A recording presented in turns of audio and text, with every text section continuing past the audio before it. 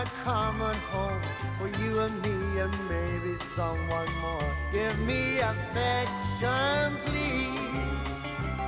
I feel the need to speak my mind, and baby, you're one of a kind. Give me affection, please. It's off the wall, but beautiful. Whatever you need, it's all okay with me. See how it goes, it's rock and roll, but whatever you need, it's all okay with me. Music playing clear and loud, I will try to make you proud. Give me affection, please. If you want me by your side, I'll be there until you die. Give me affection, please. It's off the wall, but beautiful. Whatever you need, it's all okay with me. See how it goes, it's rock and roll, but whatever you need, it's all okay with me.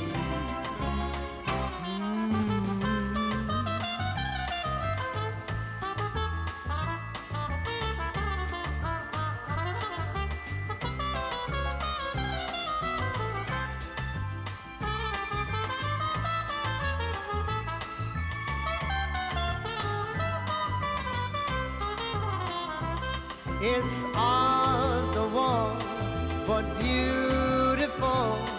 And whatever you need, it's all okay with me, yeah. See how it goes, it's rock and roll, but whatever you need, it's all okay with me. We need to find a common home for you and me and maybe someone more. Give me affection, please. Give me affection, please. Give me affection, please.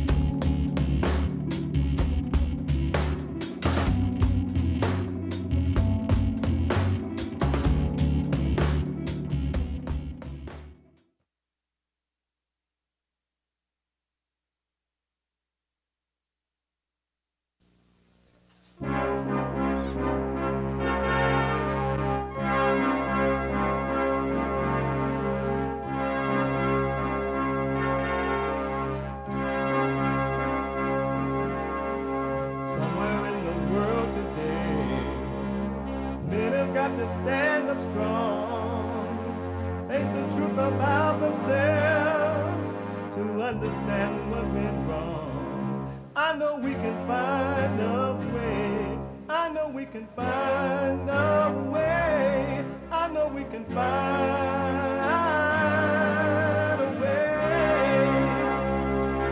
to stand up, stand up, stand up.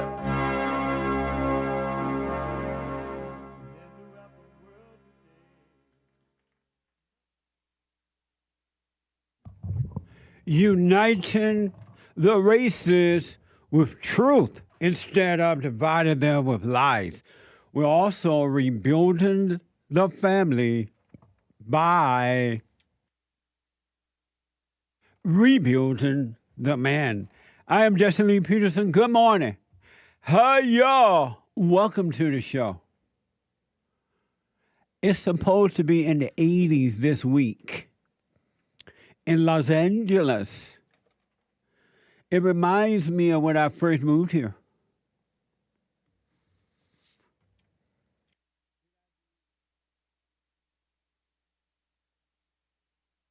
And it was beautiful weather. That was one of the things that kept me here immediately. It's 80 this week, they say. We'll see. But it looks like it might be true, at least for today. We are rebuilding the family by rebuilding the man. We're also uniting the races with truth instead of dividing them with lies. You can get involved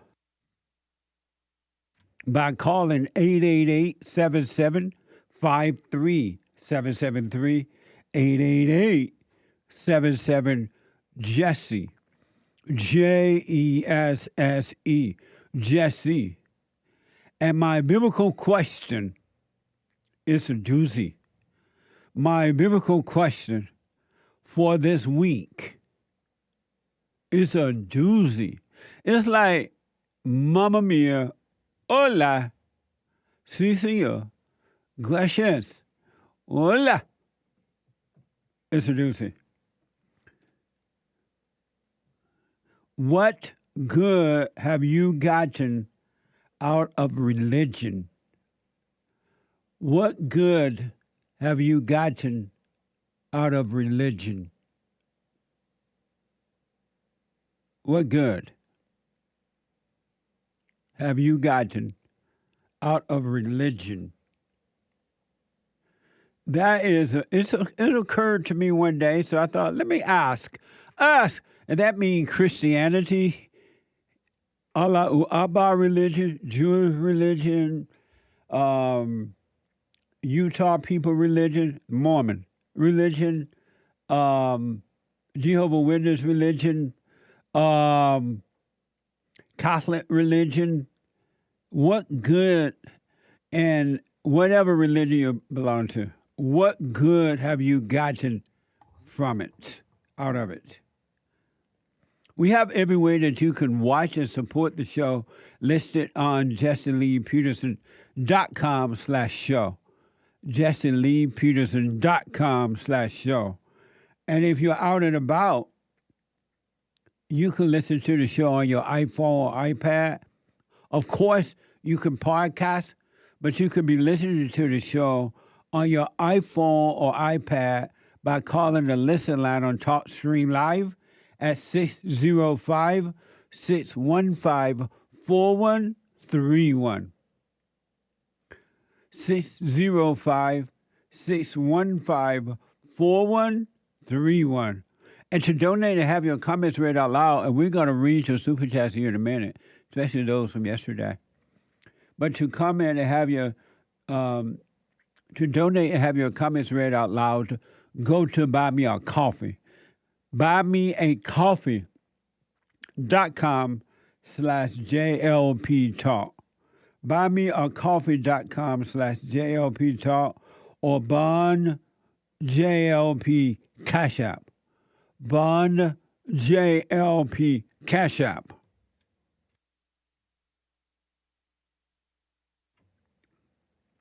It's Monday. And not only does rainy days and Mondays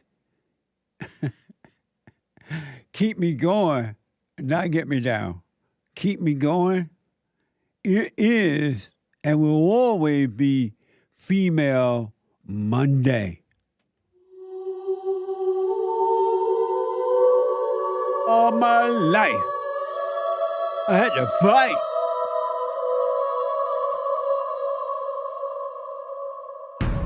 I like to make men uncomfortable. All my life I had to fight. Let women take over. Some of us believe that women are getting paid less than men. I proudly say I'm a feminist. Thank you. Deep in their soul, they want to be home with those babies. We've been lied to for so long. Amazing. I gotta say, in case you were not there, or you have not had a chance to check it out online yet, yesterday's fellowship was beyond words. Now, I can use some words, but it will not touch it. Amazing, a blessing, wake up. In those meetings, I realized that you have to not want to wake up in those meetings. It is, I don't know, I'm sure somebody somewhere in the world is doing something that having such an amazing impact in the right way. But I don't know if there is any other meeting like what we are fortunate to be a part of on Sunday mornings. And then the first Thursday night of the month with men only. And the third Thursday night of the month with ladies only. This past Thursday, the third Thursday of this month, with ladies only, I'm sure I can bank on it. There's no other women's forum like the ones we all have here. The ladies were sincere. They were desperately, in the right way, seeking their way back home to the Father. They want to be free of all their misery. And this year, we're not playing with evil. And they're willing to take that. Stay with it, stay with it, stay with it. It is a spiritual battle. And I want you to notice, well, you won't see it until you start to wake up within, until you see what's happening inside of you. Then you will see what's happening outside of you, inside of others. And I want you to know, without preparing you to be shocked, so don't try to be shocked. You are going to be shocked at what you see in you and in others. It could be scary if you are not overcoming fear. You, and I didn't understand until I started to see more and more and more the wickedness of human hearts. In human beings, there's nothing good. No good in human beings. And it's interesting to me is that how human beings have been deceived into believing that there is some good in them. I'm a good person. I'm a good mom. I'm a good this and I'm a good that. They have been made to believe that there is good in them when there is no good. I yesterday in the fellowship, I mentioned this, what they say is a true story. This woman had 2 children, 2 daughters, and she remarried. And so the older daughter grew up and left home. The younger daughter stayed with the mother, her and her second husband, the daughter, stepfather. And the mother, long story short, the mother had been telling, I guess both girls, but especially the one girl, that both girls, that you cannot date until you're 16 years old. He was just saying that all along.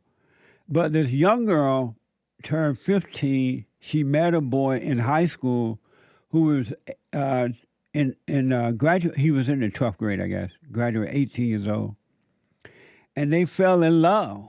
You know what you call love. They fell in love, and when they fell in love, for a while, they kept it away from this girl's mother. And the boy had a job that he worked. He worked at a supermarket, while he went to high school. And they fell in love. They met at his job. She was in the market one day, and they locked eyes one day, and they fell in love. And so they fell in love, and then the girl was so happy about it.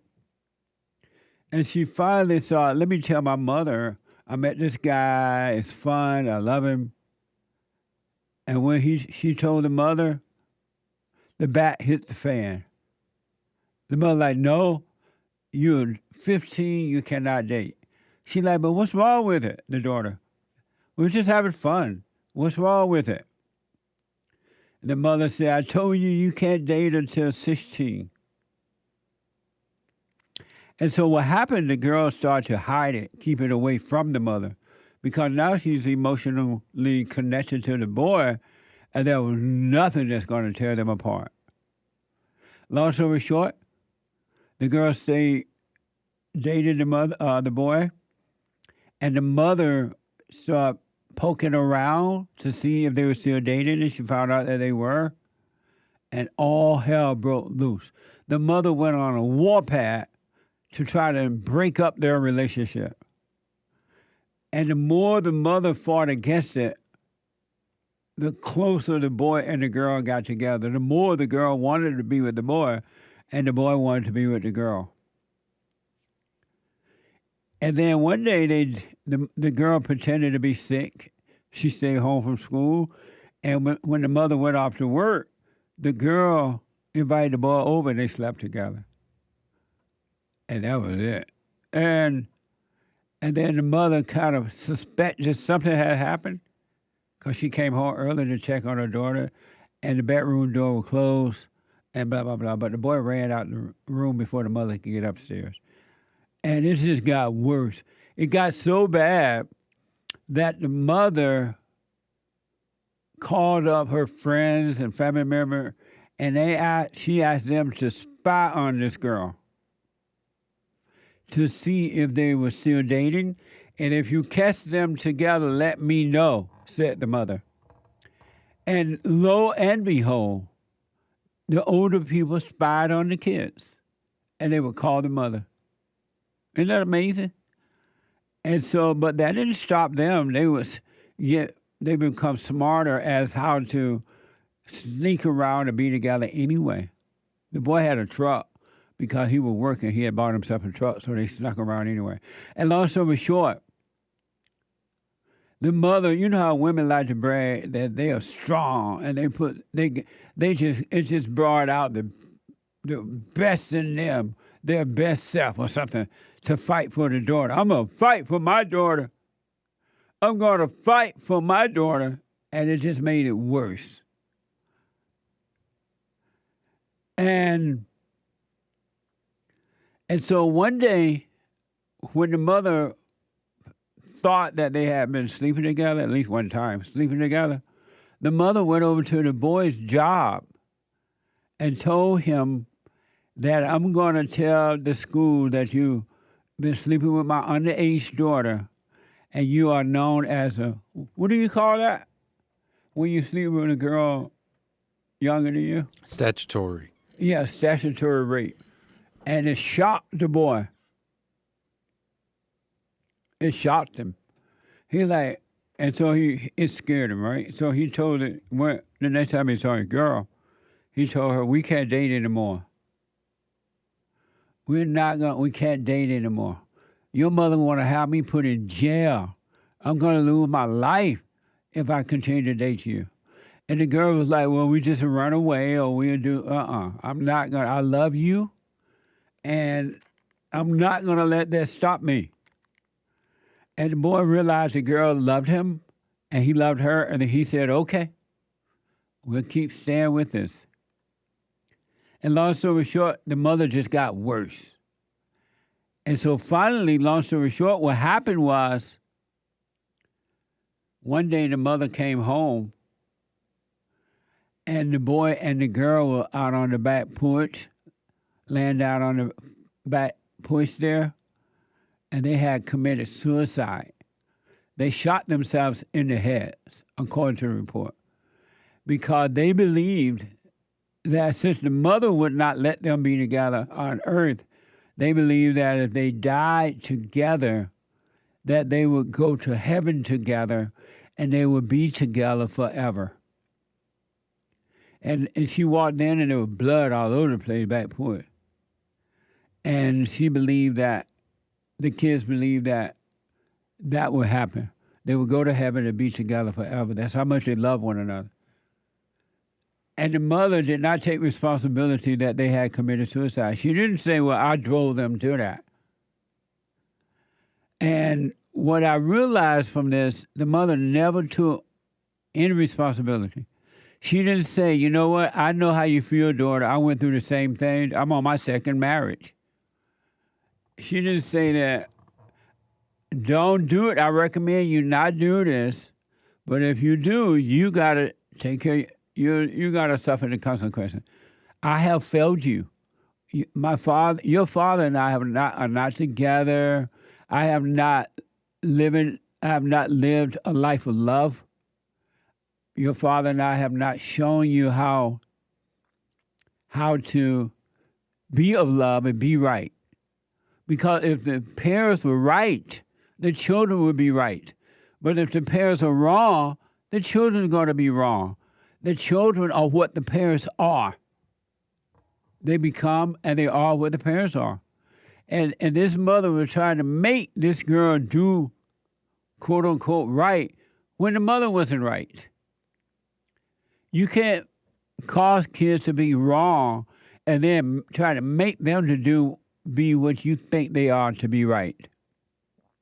And the mother never took responsibility for it at all.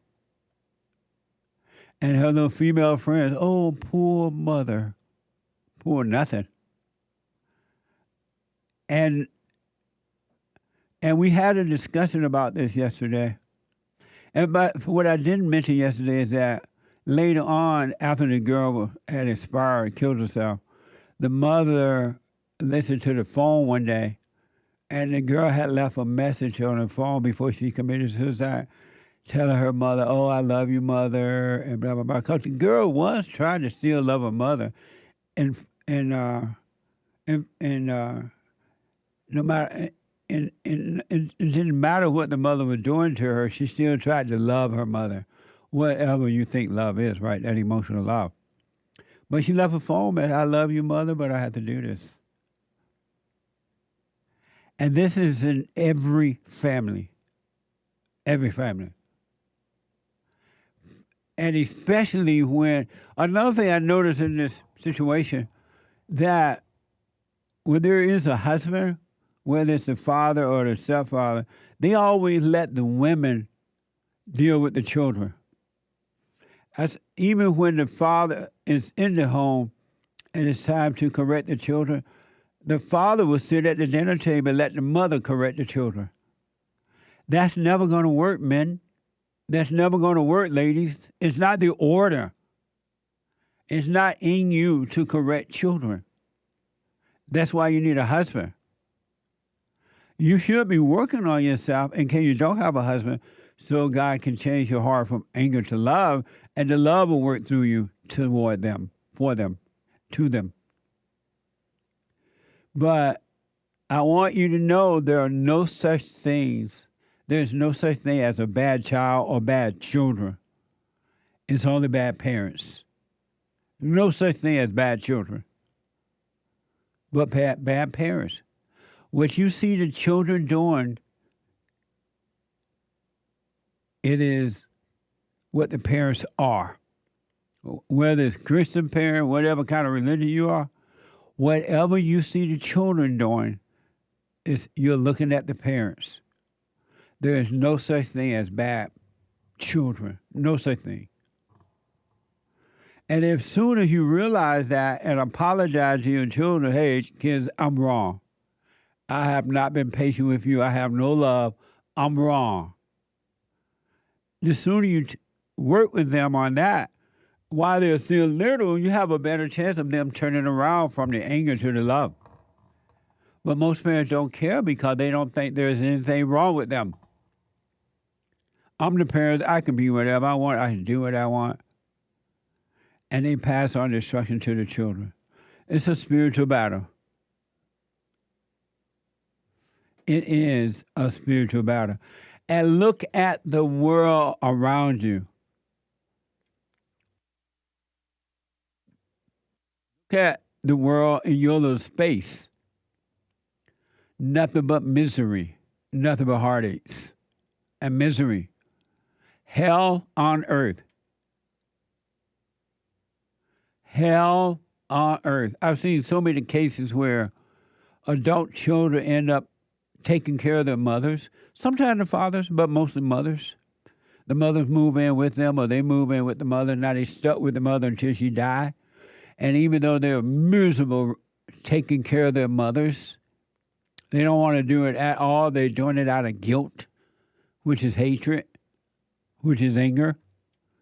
And then finally the mother dies, and those same adult children who hate their mothers, they go and cry at the funeral. Mama is gone.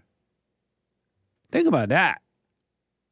The person you hated the most, you were stuck with her, you had to take care of her, and regretted and resented taking care of her.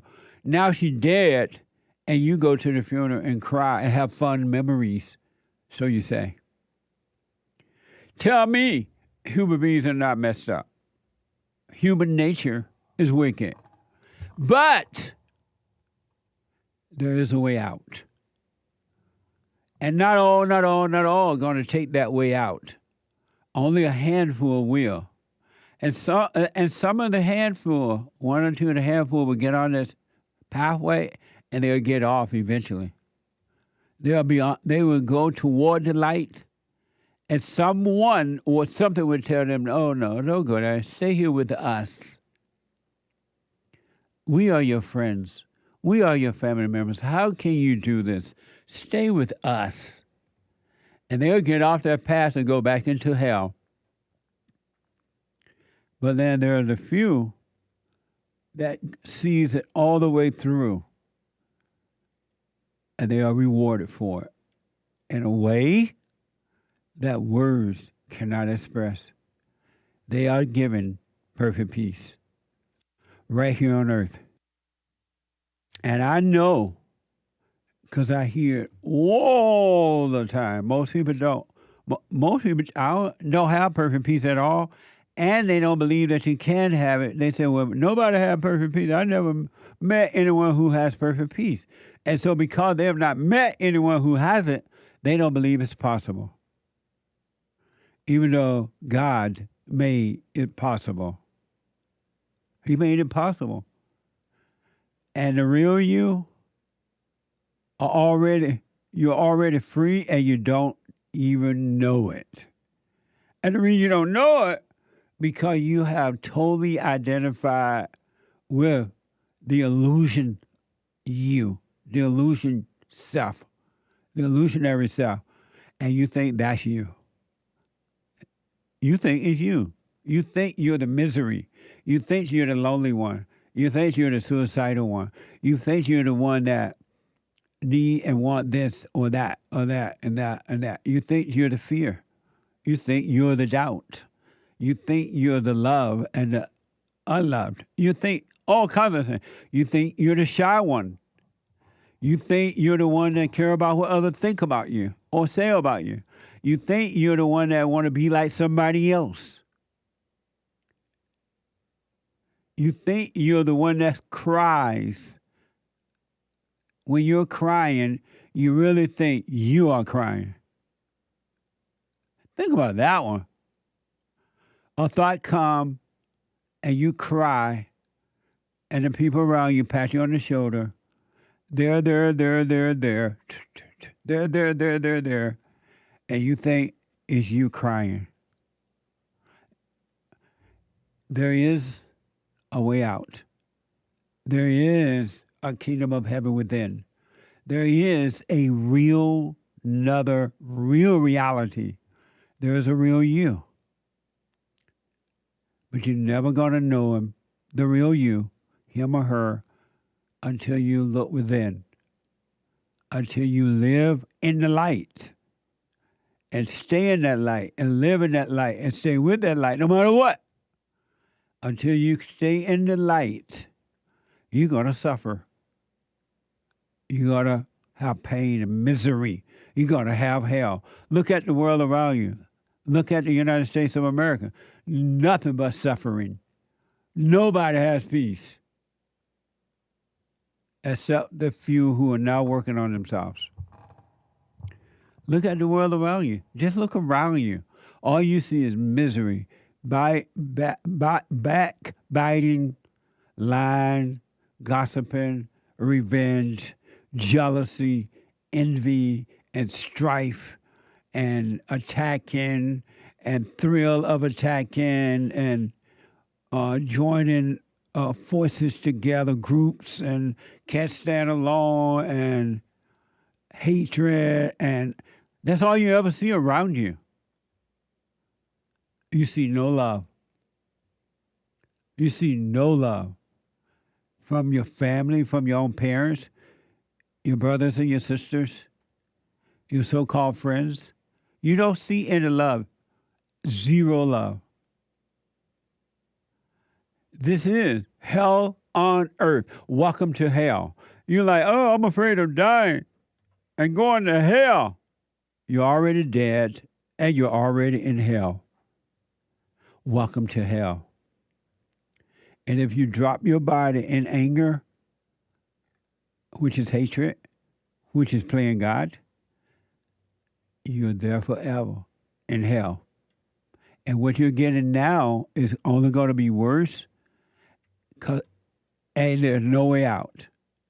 That's all everyone around you will be doing, including you, to each other, bringing misery upon each other. And there will be no way out. And there will be nothing but darkness. And the same darkness you have now, it's just going to be nothing but that. Because the darkness hates the light. And the darkness cannot handle the light. Why you think the darkness fight hard to keep you out of the light? It tells you, no, don't watch me. Don't watch those thoughts. Don't watch me. No, that's you. That's you and me. We are the same. And you say, oh, these thoughts are overwhelming. I can't do this. And you stop watching. You leave the light and go back into the darkness. And you get double trouble. Or you get mad at someone and you go back into the darkness. You got to love the light. And you can. And the light will make you free. But you got to stay in the light. You got to stay in it. When he say pray without ceasing, he just simply means stay in the light. A spiritual battle. 888-7753-773. 888-77-JESSE. A quick break. Back in a moment.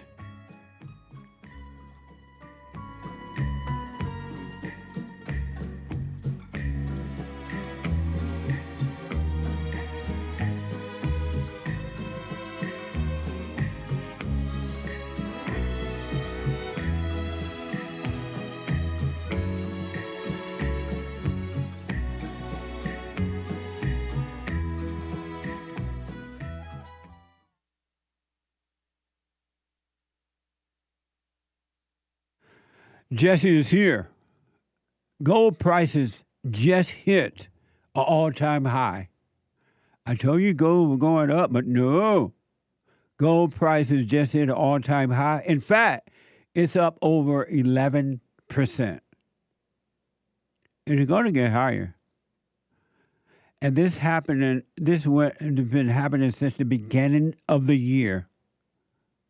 So I encourage you to learn more from GoldCo. You can learn about it. You're responsible for you.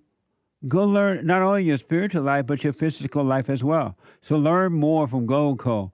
And for my listeners, we still have that special going.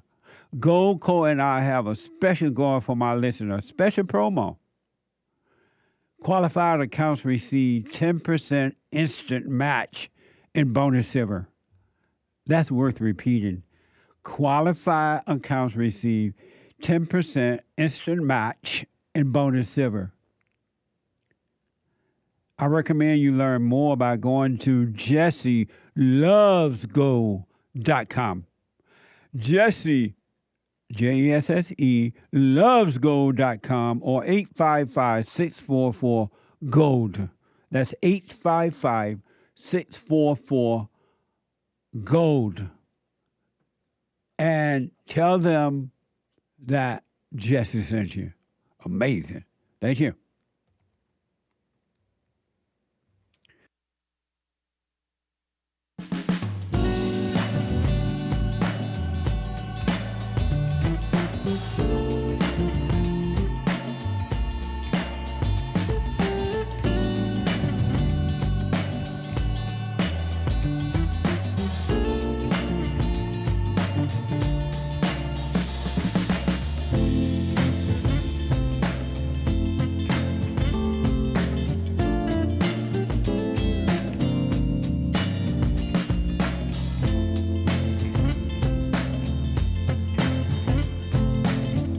Okay, welcome back. The Hake Report is coming up at 9 a.m. this morning. The Hake, Hake report.com from 9 to 11 a.m. Pacific time.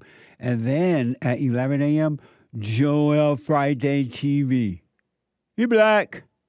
Joel Friday TV. You don't want to miss it. And at 12 noon, the one, the only, the American Anchor Baby. There's none like him. Nobody else is called Anchor Baby on radio. At 12 noon today. And last but not least, a busy Monday, right? Punchie TV.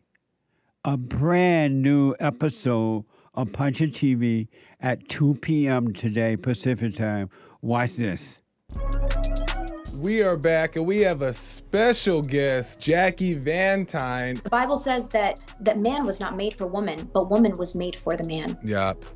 Woman is... Say it again. Preach. The woman needs the man as much as the man needs the woman. You lost me there. Where does it say that? No, show me the scripture. Being sexually attracted to your spouse is not a sin. It's not lust. I think that we should eventually also overcome that, right? And I think that it should happen naturally, returning to God fully. Let's just say you're cheating. You're cheating with a girl. You're not. You think it's okay to not tell her? Yeah, that's fine. Definitely should not. When you go into marriage, right, and your wife is sick or she can't have sex, then what are you gonna do? A concubine. Nah, play. It sounds to me like you guys have been burnt by women. Oh, God. How come women always come up with that type of solution? Oh, because you disagree, you've been burnt by women. Even though all men have been. But how come they have come up with that? They know what they do? What? That's Punchie TV today. It was an amazing episode, I got to say. At 2 p.m. Pacific time. And don't forget to like, follow, subscribe, share, ring the bell. Tell everybody about Punchie TV. It's amazing. Let me go to Ray out of California. 888-775-3773. Ray, welcome to the show. You're on the air. Thank you, Reverend. Can you hear me okay? You can call me Jesse. Oh, hi. Good morning, Jesse. I had a question about the finding peace by forgiving your father. I'm a father, And my children are adults, but I wonder, would it work the same if I informed them of what I'm learning and asked them to forgive me for not protecting them and for their mother for being who she is and naturally trying to turn them against her? And would that give them the same solution as if I've asked them to listen to your information in your shows? Is that as good, you think? Yeah, if you were to go to them and say, you know what, I was wrong. I didn't protect you from your mother. Your mother turned you away from me, and you're angry, and I was wrong, and you got to drop. And once I admitted that I was wrong, God forgave me, and I've been made free. You all got to forgive me and your mother and I, and God will forgive you. Otherwise, you're going to be miserable the rest of your life. You tell them about it, tell them about the silent prayer, and then you leave it alone and let them suffer. Because I'm glad we can. They may not I'm want. glad that's the solution. I'm sorry? I'm glad that's the solution, because that I can do instead of trusting them to actually take time out of their lives to learn what you're teaching, and then come upon the commitment to forgive me on their own. If I can persuade them, I feel like I can do them good. But you still can't. All you can do is tell them, point the way for them, but you still got to let them decide on their own if they want to be free, because they may love their misery and they don't want to be free, and they will destroy you if you keep warning them about it or telling them. They're going to hate you for telling them if they're not ready. Right. I'm just glad I can help to undo some of the harm that I have done. Right. Well, you can't undo it. You can admit that you were wrong, and then they have to forgive, so God, the Spirit of the Father, will undo it for you. I see. But yeah, you can definitely tell them, hey, I was wrong. Your mother and I was wrong, and we're sorry. I'm sorry. You don't know if the mother's sorry or not. I admit that I'm wrong. And then leave it up to them. And for their own good, they need to forgive me and their mother. Yes, absolutely. I'll tell them that. And tell another question real quick, if I may. Tell them that otherwise they're going to end up repeating this exact same thing that you and their mother have done. Yes, sir. I'll make sure I get that across. Okay. Can I ask another question? Yes.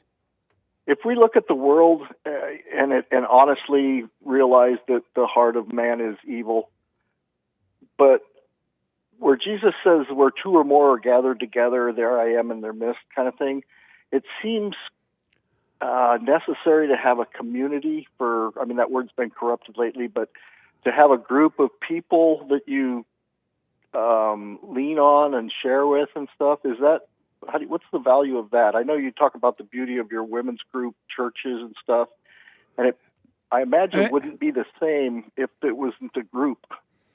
If you ran upon someone who were working on themselves as you are, and you're able to communicate about those things because both of you will have an understanding about it, it will be amazing.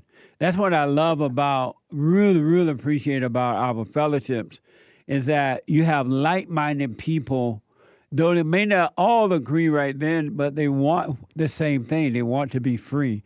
They want to return to the Father. And so the fellowships are amazing. And that kind of fellowship is good. But if you get with people who are not trying to overcome, they're not working on themselves, it's going to be like throwing, what is it that they throw to the shrines? Pearls. Pearls to the swine. You're going to be giving the truth to people who do not want it, nor do they understand it, and they don't even care to understand it. It would be a waste of time. Thank you, Jesse. You're welcome, buddy. Stay with us, stay with us, stay with it. I will. I will keep trying. Thank you, sir. All right, buddy. 888-7753-773. Female Monday. Is it Gary? What? And that's how you spell Gary? You got 2 R. Let me go to first time caller out of Rochester, New York. Gary, welcome to the show. You're on the air. How are you doing? All is well. So I guess my main questions are, so I've been starting to watch your stuff over the past week or two, and before I wasn't really the biggest believer in Christ and all that, and in Jesus and all that, and so I guess what are my next steps? I feel like I'm starting to kind of believe in it, and all my life I haven't been told that this stuff it's not real, it's kind of cult-ish, stuff like that, but now I'm listening to your stuff and I'm really starting to believe in it, So I guess what would be the next steps to kind of pushing on my beliefs? And when you say you started to believe in, what is it that you're believing? I Give me feel an like example. so I guess it's more like just all of Christ and how He's kind of guiding me through, and He set up things, pathways for me and other examples and stuff that I can go and do throughout my life. It's almost kind of like my life has been laid out from Him, and He's giving me these opportunities to go and do new things. You know what I mean? I do. 100%. So keep doing what you're doing. Are you doing the silent prayer yet? I am. Yeah. Okay, do the silent prayer and just stay present. You don't need to believe. You just need to stay aware. And practice staying out of your thoughts and out of your feelings because they're not yours. And just stay present, and it will work for you. There's nothing that you need to believe. You just need to be present. Okay. Yeah, because I feel like a lot of people, I feel like I've been told all my life there is this bad thing with this, and like in Christ, and specifically, that type of ideology, and so I just pushing away from, the norms of my family and my family beliefs, So you've been told it's a bad what now? Like it's bad and it's wrong and it's a cult. You know what I mean? Like that type of stuff. Oh, that believing in God is a bad thing? Yeah. Oh, I see. And who told you that? Parents, relatives, friends. It's just kind of been pushed into me, and so now I hear that stuff so long, and I kind of want to just take a step back and I looked at it. I looked at it again, and I read all the stuff, and it just kind of. I started watching your stuff and your videos, and I kind of realized, like maybe they're wrong, maybe. And you're on your way, and it's the light of God that is allowing you to see the bit that you see right now, and He's drawing you back home to Him. He's bringing the prodigal son back home by causing him to see and overcome the thoughts and feelings, and you'll be fine. Just stay with it, keep it simple, and just practice staying present. Stay out of your head. Don't come up with any ideas of where it should be or should not be. All you need to do is to stay present. Stay out of your thoughts about the past or the future, and just stay present. All right. Thank you, Jesse. I really appreciate this. One quick question, maybe two. Have you gone and forgiven your mother and father yet? I have not. I haven't told them, about my new discoveries and my new thoughts. And you don't need to tell them unless you just want to. They're not going to understand. Right. And you don't need them to understand. And why haven't you gone and apologized for resenting them? I feel like if I go to them and I go and try to explain how I feel and all stuff like this, it might cause tension and fights and anger and stuff like that, which I don't I want to avoid. But there is already anger, tension, and fight. Okay, I see what you mean. Yeah, and so maybe going and talking to them, maybe that could, and showing them what I feel, maybe that could help those problems, and maybe I don't know, maybe fix them. It will help you. It may or may not help them, and helping them is not your concern. It's not your issue. It's not your job to help them. Your job is to work on you, and the Father will help you. And whatever His job, whatever it is He wants you to do, it will happen naturally. You are not responsible to fix your family or anyone, your friends, your enemies, or anyone. That's their job, because most people love their hell. They love their misery. They don't want the light. They don't want heaven. They love hell. And if you try to help them, they will destroy you. All you need to do is just hey, I realize now, Rolf, I'm angry at you guys. You did your best. It wasn't good, but you did your best. I'm sorry for resenting you. And if they say, okay, son, I'm sorry or not, or if they say, you are the problem. Whatever they say, you leave that on them. Don't argue with them. Don't try to prove anything.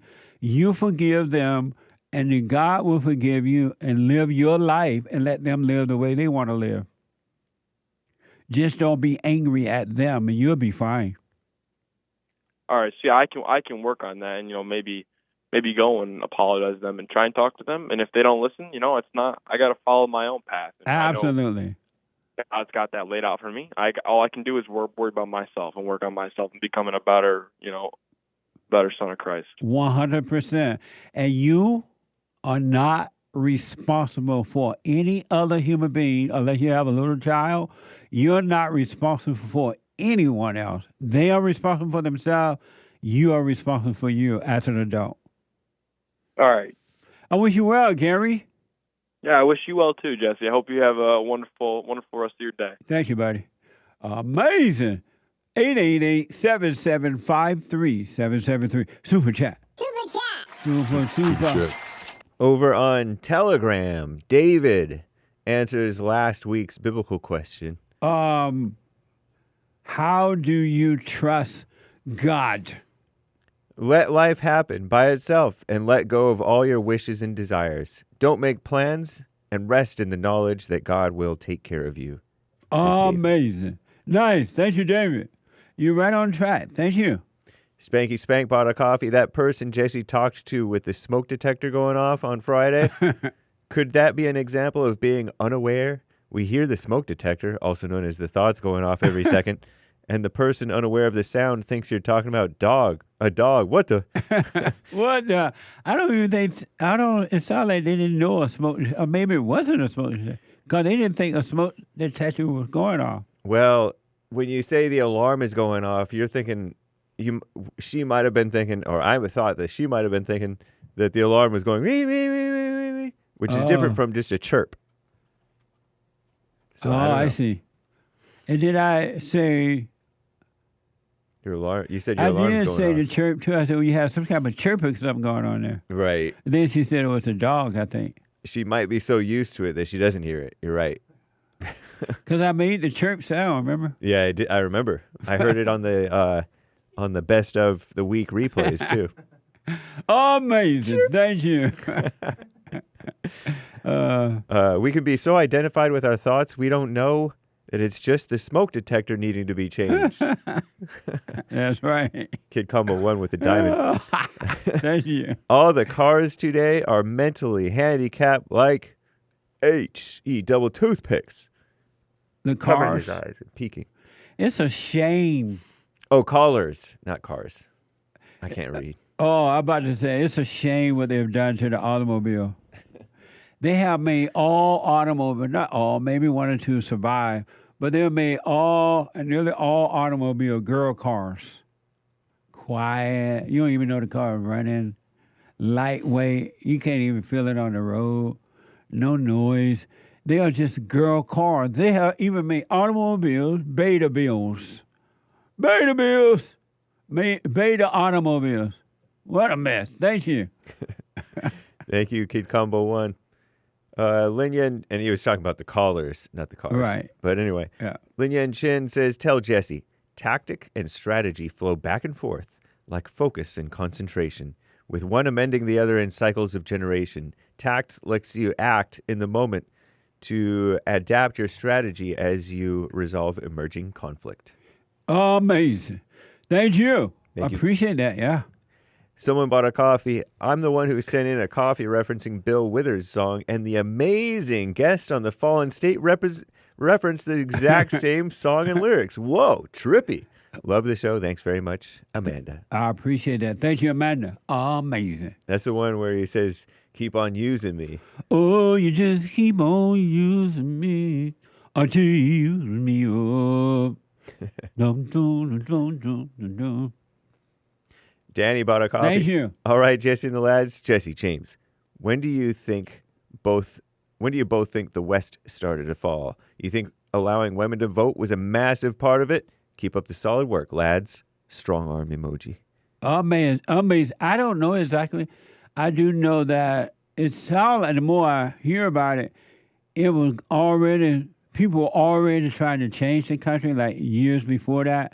And it sounds like they made that a part of the plan to use women by talking about, women need equal rights, right?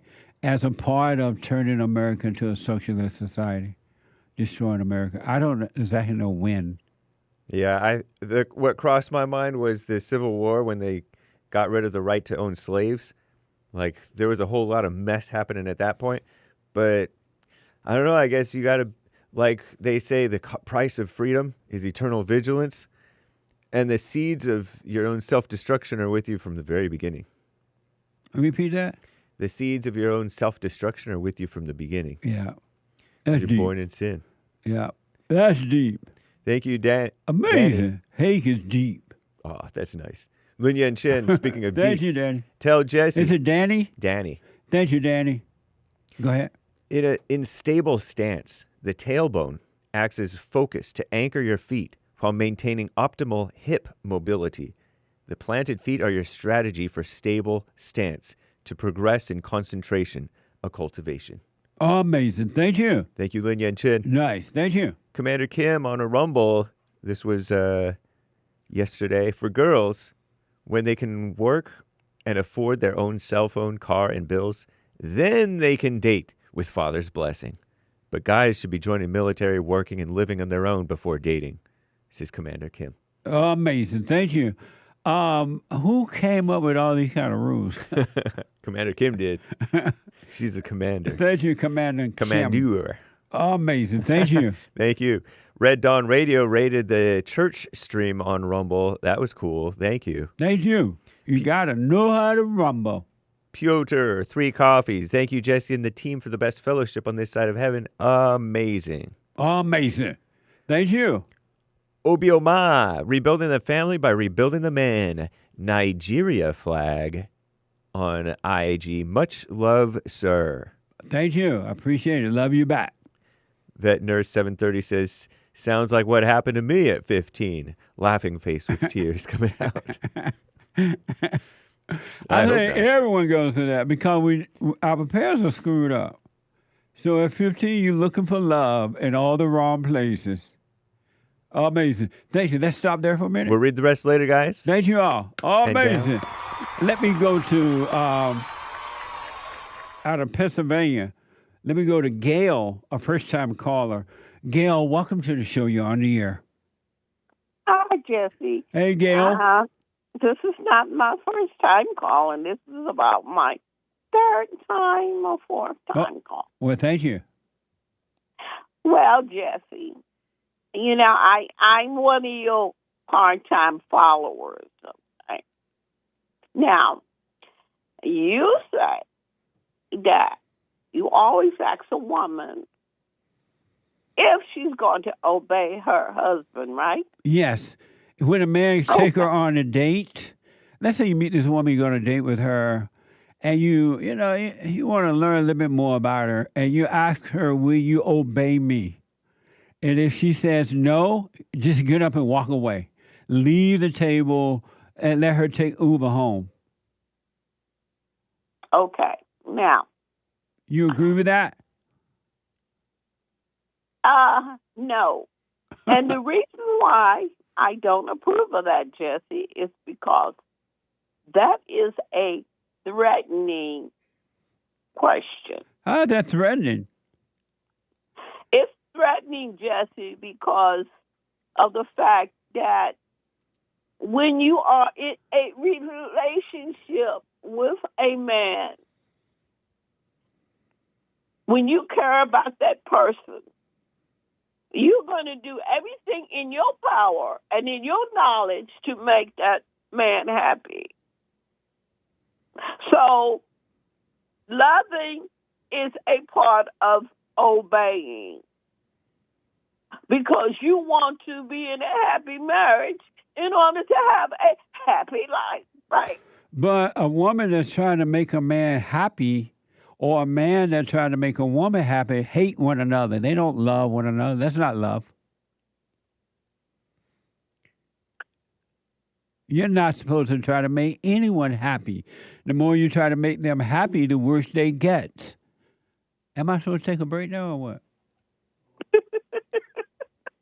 Can you hold for me, Gail? Sure. All right, don't hang up. I got to take a break. 2 more hours to go. The hate news, not the fake news, coming right now. 888-7753-773. I'll be back in a moment. Hold on, Gail. Back in a moment.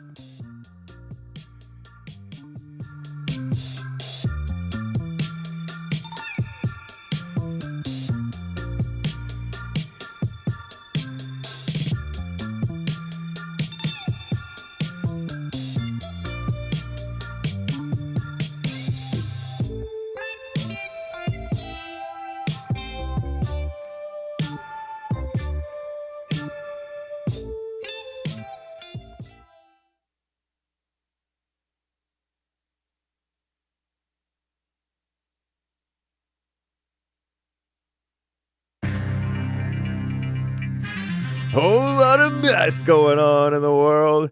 Airplane scare over nothing. A non-credible threat. It looked like it might be something, but it turned out to be a non-credible threat. American Airlines again, by the way. And it's been 3 years of war against Russia by the Globo Homos, supporting, supposedly, the Ukraine. And federal, quote-unquote, workers, get your emails in. Give your weekly report. And Pope Francis is in critical condition. This is the end of hour 1 of the JLP Peterson Show. It's Monday, Female Monday, February 24th, AD 2025. Hang tight, callers. JLP will be right back to your calls, okay? But it is hake news on fake news. Commie Nonsense Network, CNN reports, Italian Air Force jets had to escort an American Airlines plane to Rome. Speaking of the Pope, because of a security concern. I guess Rome is not necessarily the Vatican, right? It ultimately proved to be credible, that security concern. They haven't really explained the nature of this supposed threat. But the flight was on its way from New York to New Delhi, New York, America, to New Delhi, India, on Sunday when they abruptly diverted, causing panic in the cabin. Don't panic. It ends up being all for nothing. And then you get you stress your heart. It's not good to stress. So just heads up, little ladies and gents. Anyway, the Russia-Ukraine war, Ukrainian President Volodymyr Zelensky, not a Christian, praised Ukraine's absolute heroism as the country today marks the 3rd anniversary, 3 years. Did you know that? That's crazy. Of Russia's full-scale invasion. 3 years of resistance, 3 years of gratitude, 3 years of absolute heroism of Ukrainians. I am proud of Ukraine. So said Zelensky. That's roughly his voice. Oh, he wrote it on X alongside a video showing scenes from the front line. Wow. The grim anniversary comes with the Ukraine, facing great uncertainty about its future after our greatest president, Donald J. Trump, pivoted towards Russia, and U.S. officials insisted that Europe can no longer rely on Washington. And U.S. officials insisted that they can no longer rely on Washington for their defense. Zelensky said Sunday he was ready to resign as leader. Pardon me, I'm not reading well. If it meant that it brought peace to his country. Well, isn't that nice? Suggesting that he could swap, I guess, his title for NATO membership. No, NATO. Well, shout out.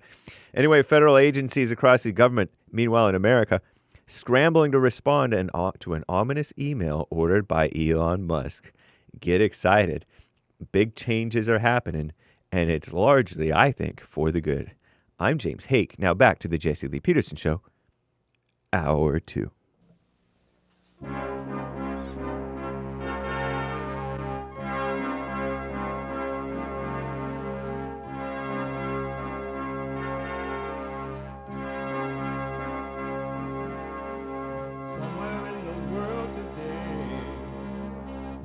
got to stand up strong.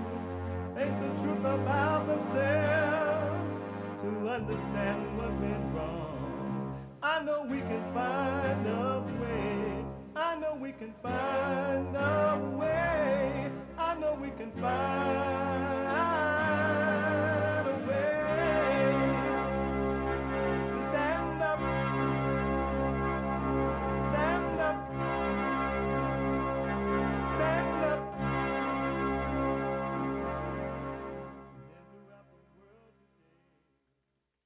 Uniting the races with truth instead of dividing them with lies.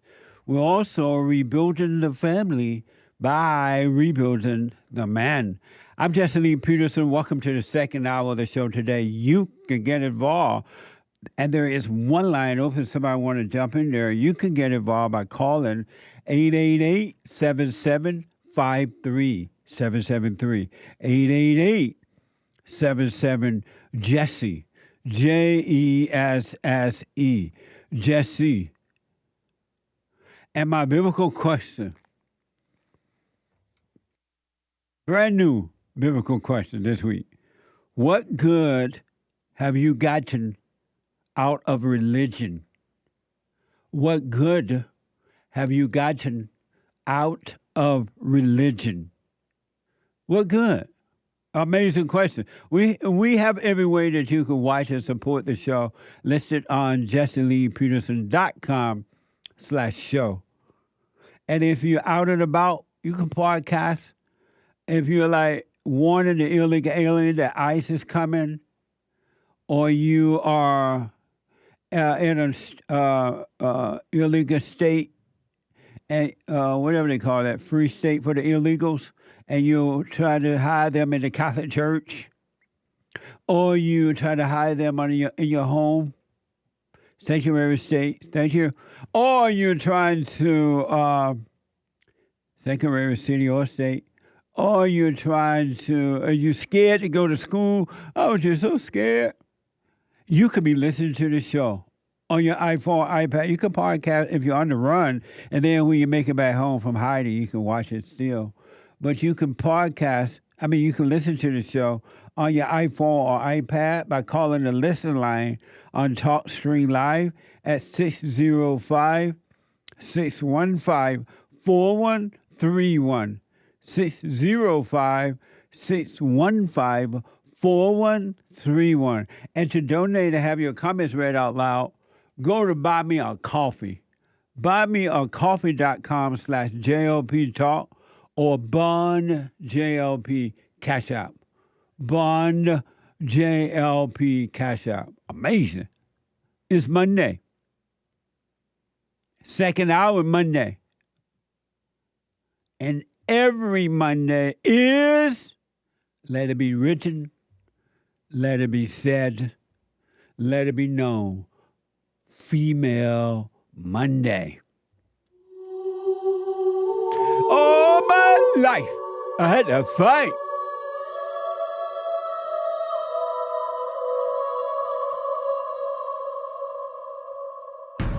I like to make men uncomfortable. All my life I had to fight. Let women take over. Some of us believe that women are getting paid less than men. I proudly say I'm a feminist. Thank you. You're welcome. Deep in their soul, they want to be home with those babies. We've been lied to for so long. I do believe. Let me go quickly back to Gail out of Pennsylvania. Gail, thank you for holding. Go ahead. The other thing is that... Let me hold that thought, but let me ask, do you agree with me that the husband should not try to make the wife happy and the wife should not try to make the husband happy? No. And why not? Why don't you agree with that? I don't agree with that because I have to take you to the Bible. God so loved the world that he gave his only begotten son. And I want to ask you, what does love mean to you? Not hating. But you say we all hate. Y'all do, and that's the problem. And so what did that scripture have to do with a husband should never, ever, ever try to make his wife happy, nor should the wife try to make the husband happy? Well, that scripture said nothing about that. But you say, why did you read that scripture? Obey.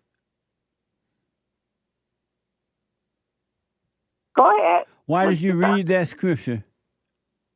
Because love, God, that's why God sent Jesus into the world, in order to save the world, to make a difference, and to extend grace and mercy to us until we can get it right. And what does that have to do with you trying to make your husband happy or your husband trying to make you happy? God didn't God didn't send his son here to make us happy. He wasn't trying to make us happy at all. Yeah, but that's what the word states. What does the word say? God so loved the world that he gave his only begotten son. But it doesn't say he also loved the world. He tried to make you happy. No, well, that's true, but you ain't never been love able to. Is happiness. What? Love is happiness. No, that's a song. Love and happiness made you want to do right. Mean it that way. I wasn't thinking about no Al Green. No way. But that's. I know you have. I know you have to go, but you asked about the question about what did religion do for me? Yeah. Let me ask. What good have you gotten out of religion? I haven't gotten anything good out of religion, but I've gotten a lot out of the Spirit of God helping me out of situations and protecting me. That's what I got. That's why the word says, God will say, "Depart from me, because I knew you not." Because you have to have a relationship with the Lord in order for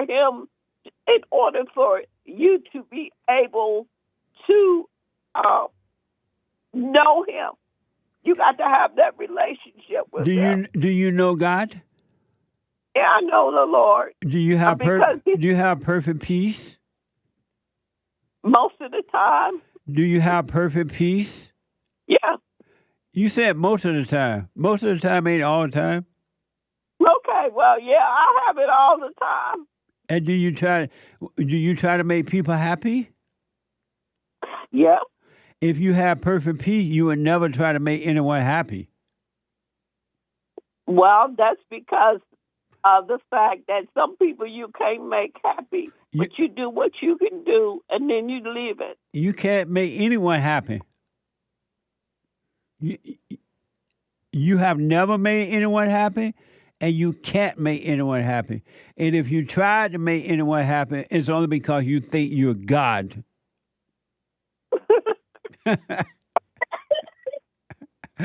No, Jesse. I know I'm not God. Then why are you trying to make someone happy? Because of the fact that we all understand happiness is, well, I can't say all. Some of us believe that love is happiness. That's a song. It ain't real. Love and happiness made you want to do right. That ain't love and that ain't happiness. That's hatred. Mm-hmm. Anyone that tries to make you happy hates you. And anyone you try to make happy, you hate them. You do okay. Now, that makes sense? What about the fact is that you know somebody that you're close to like a certain thing. Right. And you go and you get that certain thing and you bring it to that person. That makes them happy. Let's say people know I love sweet potatoes, right? They know I hate pumpkin pie and I love sweet potato pie, right? Okay. And so they make a sweet potato pie and they bring it to me. They're bringing that to make me happy, right? Yeah. But I won't be happy, but I will appreciate it. Now, in my father's state, I would have been happy because my ego was weak. But now I would definitely appreciate it. Joel's wife made a what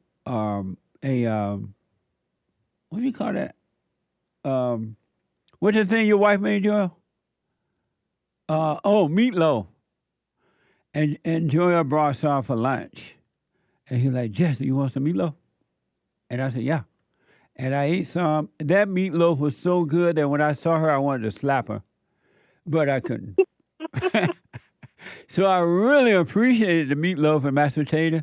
But it was good, but it didn't bring me happiness because I wasn't unhappy.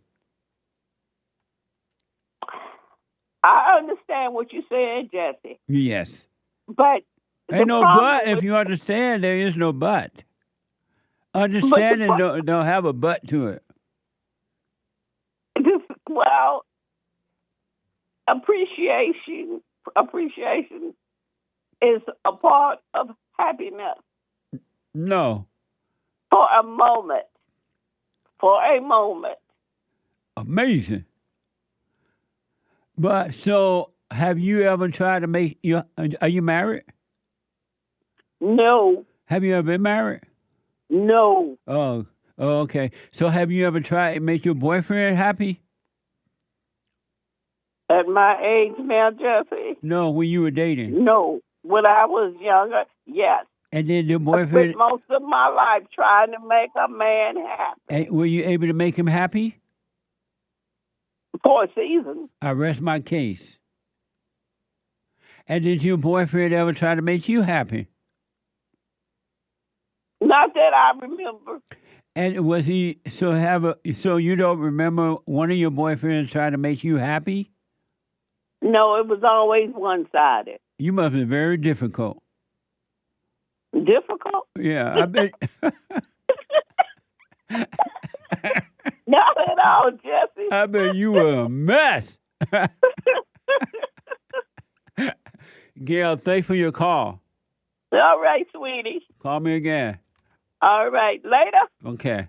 888-775-3773. I want to show you how a man's supposed to deal with anybody, but especially a woman. 888-77-JESSE. Here's a perfect example. It's so perfect, I couldn't believe what's happening. I'm like, what the? I've never seen this with someone being the head of something. You know, most men, all men, are afraid to be alpha male when they're in a certain position. Most are afraid even when they're not in position. But if they hold an office or something, they are afraid to be alpha male when it comes to dealing with women. Well, here's an example of a man dealing with a woman, telling her how the cow ate the cabbage. And he had no fear. He wasn't emotional about it and no fear. CNN, President Donald Trump, on Friday, threatened to strip Maine of its federal funding if it refuses to comply with his executive order banning transgender women from competing in men's sport. Watch this from X. The NCAA has complied immediately, by the way. That's good. But I understand Maine. Is Maine here, the governor of Maine? Well, are you not going to comply with it? I'm complying with state and federal laws. We are the federal law. Well, you better do it. You better do it because you're not going to get any federal funding at all if you don't. And by the way, your population, even though it's somewhat liberal, although I did very well there, your population doesn't want men playing in women's sports. So you better comply because otherwise you're not getting any federal funding. See you in court. Every state, good. I'll see you in court. I look forward to that. That should be a real easy one. And enjoy your life after governor because I don't think you'll be in elected politics. Ooh, what have you ever heard a man, a president, speak to the female with pure truth and perfect love in public with a big audience like that and the world watching? Obama would have never done that. Biden would have never done that. That little man that that little male that Trump had for vice president when he first ran. What that guy name? When he first was president. What? Pence. Ain't no way Mike Pence would have spoken up like that. Perfect. Yes, Nick. Oh, I thought you were about to say so. Perfect. He dealt with her with perfect love. No arguing. Okay, this is what's going to happen. Here is what the female looked like. The governor. Here's a look at the governor after the exchange. Watch this from X. You can see her all frumpy faced. Look at her. She is tight. And look at the audience. They ain't never heard no man tell them. Men. Donald Trump is from the old school. That's her with that thing around her neck, huh? Correct. Oh, that's a turtleneck. She look a mess. That's what it looks like. She okay. See you in court. Your last time being in office too, by the way. And isn't that amazing? So be honest. Have you ever heard a man speak up like that? And he's had an office, president, governor, mayor, city council, anything. Men are afraid of women. They ain't gonna tell the truth with perfect love. They ain't gonna do it. They're afraid of the woman. The woman is their God. And that's why they can't know God. They have made the woman their God. They made mama their God first. And so days later, speaking of this stupid governor, days later, a boy won a girl pole vault championship in Maine. Watch this from the Daily Wire. A transgender identified boy took first place in a woman pole voting at Maine Class B State Championship on Monday. Watch this from Facebook. Oh, this is the image. Yeah, a Maine lawmaker drew Watch this from Facebook. Yeah, a Maine lawmaker drew attention to the controversy with this Facebook post. This is Representative Laurel Libby's post, and it reads, 2 years ago, John tied for 5th place in boys pole vault. Tonight, Katie won first place in the girls' Maine State Class B Championship. On the left here circled is John. And this on the right is the same John now named Katie. Whoa! How long did it take for him to go from John to Katie? 2 years, according to this post. And so he was number 4 and winning 5th place. 5th place 2 with years the ago. boys. Correct. And number 1 place with the girls. Katie. Correct, yeah. First place with the girls. Wow, he looked taller too with the girls. Yeah, definitely. Didn't he look taller? Yeah, for Well, sure. he looked short with the guys. That's correct. That's, in fact, in the left one, he's at the same height as the one right next to him. They're standing on the same level podium, but he's definitely taller. What the? And the Maine lawmaker shared why she made the Facebook post from WMTV 8. Watch this. Libby is joining a national conversation surrounding transgender women and girls who are biological males participating in girls' and women's sports.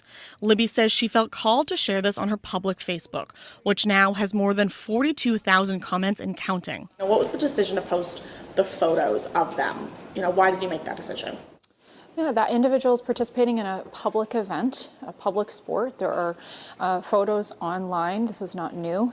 And when you choose to participate in something that is as public as this, it's not surprising. We have decided to blur the face of the students because we have not been able to independently confirm that this is the same athlete or speak to the family, and the people photographed are presumably minors. As of 2019, the Maine Integrated Youth Health Survey found that 1.6% of Maine high school students identified as transgender. Nationally, that number is 3.3%. Of that, about 3%, less than half of those students participate in high school sports at 40.7%. Just last week, the Maine Principals Association announced it would not enforce President Donald Trump's executive order banning biological males from participating in girls' and women's sports.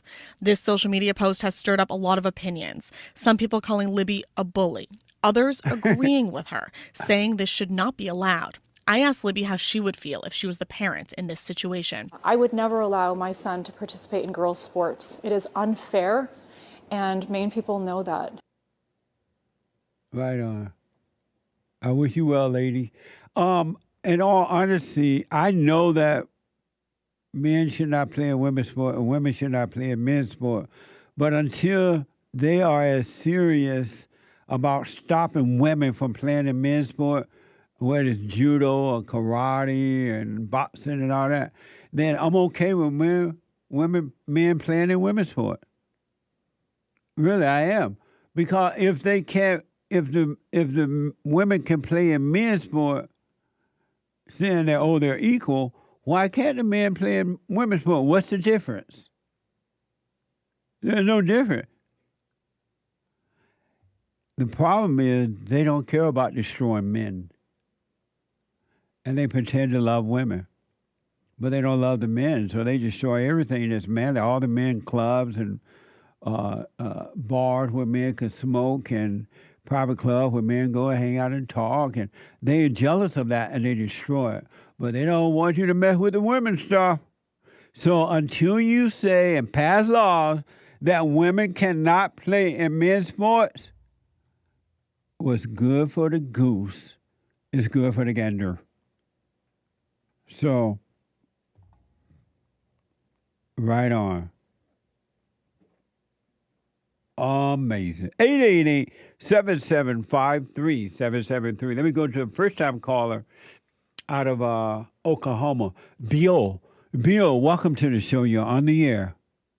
Thank you for having me, Jesse. Can you hear me okay? All is well. Yes, sir. I love you guys so much. Shout out to Hank, Derek, Joel, Nick, and I don't really have anything specific to say. I just wanted to call. I can't even believe I got through. I want to say I admire you. I wrote down a few things that I could maybe say to you while I was on hold. God put you in my life, and y'all, all of y'all, are changing lives. And Pete in Alaska, that song, oh, man. It's amazing. Oh, it hits me hard, Jesse, and I don't mean to be a beta, but it makes me cry. I know what you mean, man. I agree. Can we hear that, Nick? We're gonna play it for you right now. Thanks, Jesse. That's awesome. All my thoughts, well, they've all been lies. They let me down every single time because the devil's trying to make us home inside my head. The good, the bad, the glad, the sad. If I could let them all go and give them to God, well, maybe you'd take this anger from my soul, and I'd shine like a light that's too bright to see. And I could lean on God so He could lean on me. Forgiveness, righteous, perfect peace. Amazing. Amazing. That song is so, man. Pete needs to do something with that. He really does. Good. Jesse, I watch you every Sunday. I watch you Monday through Friday. I live in Oklahoma, so you come on at 8 a.m. and I watch you till 11, and then I get on with my day. But I listen to Hake and Anchor Baby and Joel. Leave Joel alone with his red eyes. He just roller skating. Oh man, I love you, Jesse, so much. I wrote down. I'm honored to talk to you. I don't want to take up too much of your time. You're changing lives, man. I admire you. I've been listening to you not quite a year. I love Trump. Thank God for him, man. For the great white hope. Yes, sir. Yes, sir. I never want to get that close to what could have been again. I know, man. Absolutely. And brother, I'm in a constant state of gratefulness and thankfulness But I do have anger. I'm working on it. I do not have perfect peace. I want it. I don't know. I play drums at church. And my 79-year-old dad plays bass. And go ahead. What was your question? Have you forgiven your mother and father?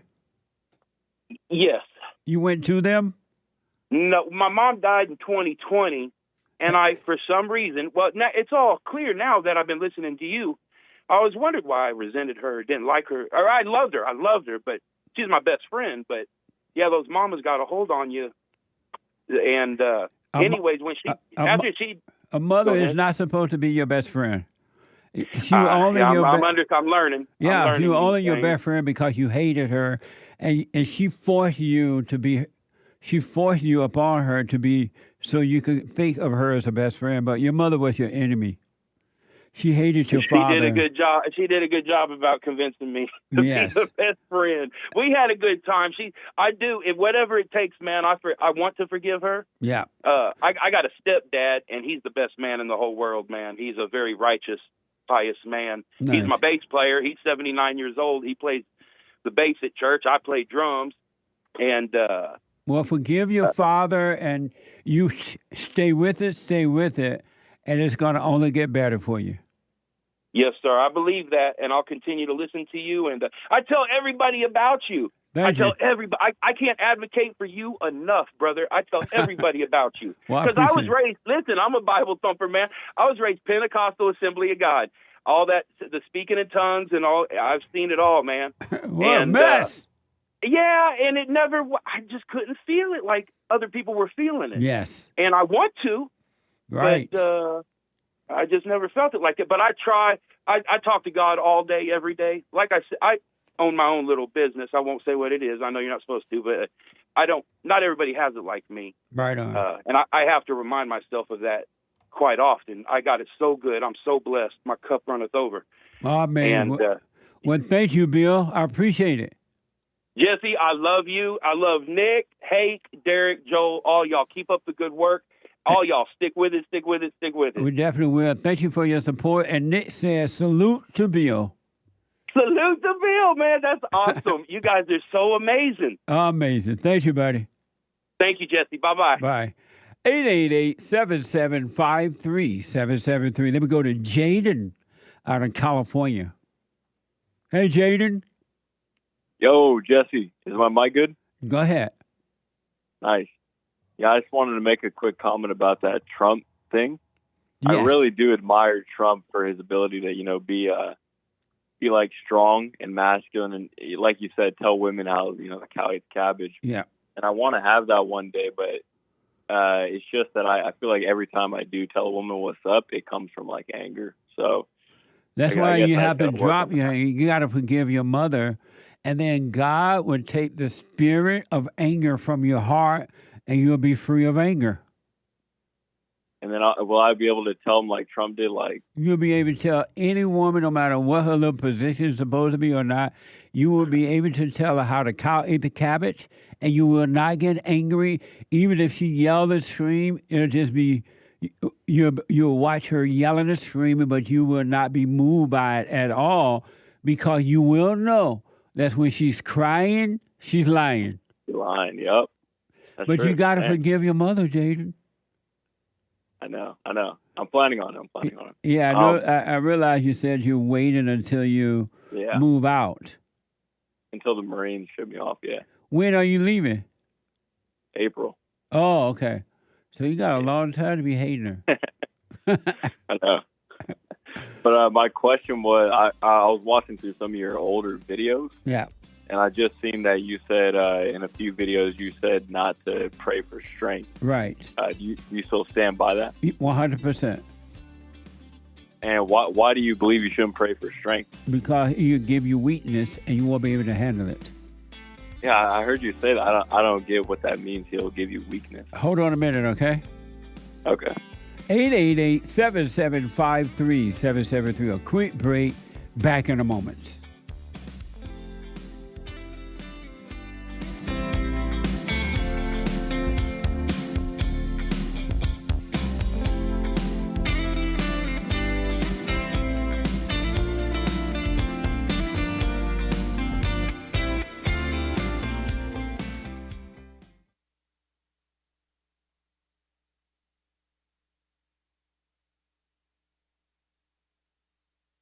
years old.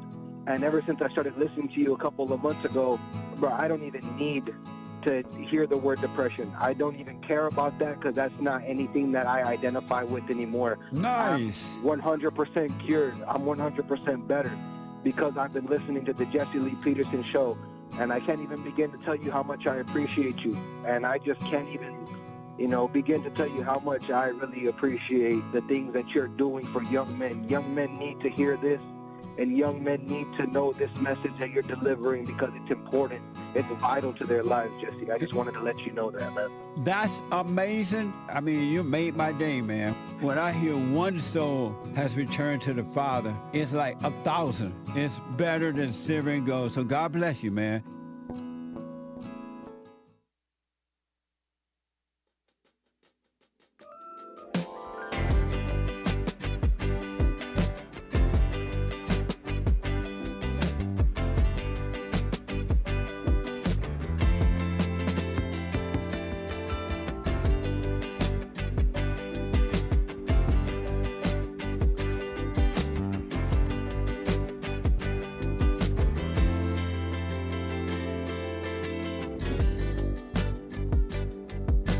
Don't forget to get your Punchie's coffee. It's amazing coffee. Get it.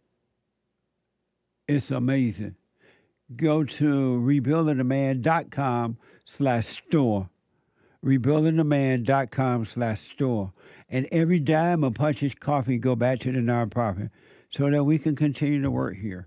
So not only are you going to have an amazing cup of coffee, you are going to be able to help us to help others. Check it out. Go to rebuildingtheman.com/stores. And for personal shout-outs, weddings, graduations, congratulations, or whatever the shout-out is, go to Cameo, CAMEO.com/Jesse Lee Peterson. CAMEO.com/Jesse Lee Peterson, and I personally do them for you. Congratulate no matter what the occasion. All right? CAMEO. And then like, follow, subscribe, ring the bell, and all that good stuff. We're on rumble.com/Jesse Lee Peterson. Cozy, where Christ is King. Cozy.tv/JLP. And JLP Talk on X, Jesse Lee Peterson on Instagram. Follow, like, subscribe, and all that good stuff. Let me go quickly back to the busy phones here. Jaden, go ahead. Thank you for holding. Hey, Jaden. Hello? Okay, go ahead. Oh, you said God will give you weakness?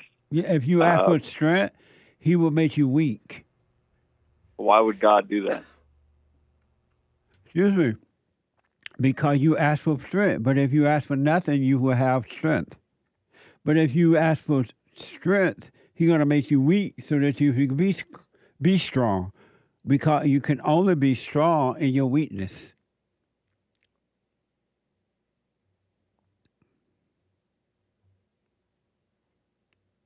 You know how you have to face your mother, right? Eventually. Hello? Hello? Hello? Hello? What's wrong with your phone, man? Oh, can you hear me? You know how you have to face your mother in your weakness, right? Right. You're afraid to face her, so you're weak, right? Right. And so the only way you're going to be made strong is to face her in your weakness, in your fear and trembling. And you go and apologize for resenting her, and in that moment, you will be made strong. But before I do that, can I pray to God to have the strength to do it? No. You just need to go do it, and the strength will happen naturally. Because if you pray to God, he's going to make you weaker, and it's going to be harder for you to do it. I don't understand why, if I'm asking God to make me stronger, that he would just make me the opposite. But he is making you stronger by making you weak. How can you be strong if you're not weak? Because they're the opposite thing. So let's say I'm working out, right? I'll pray to God for like strength to finish the run, and then I'll finish the run, right? Right. But you're saying that God would make me weaker. Right. And you pray to God, help me finish the run. The run get a little harder, but you make it through because you're making through the weakness. You cannot be strong unless you're weak. If you already... So God will give me a challenge of the weakness, and I overcome it, and then I get the strength from that. Absolutely.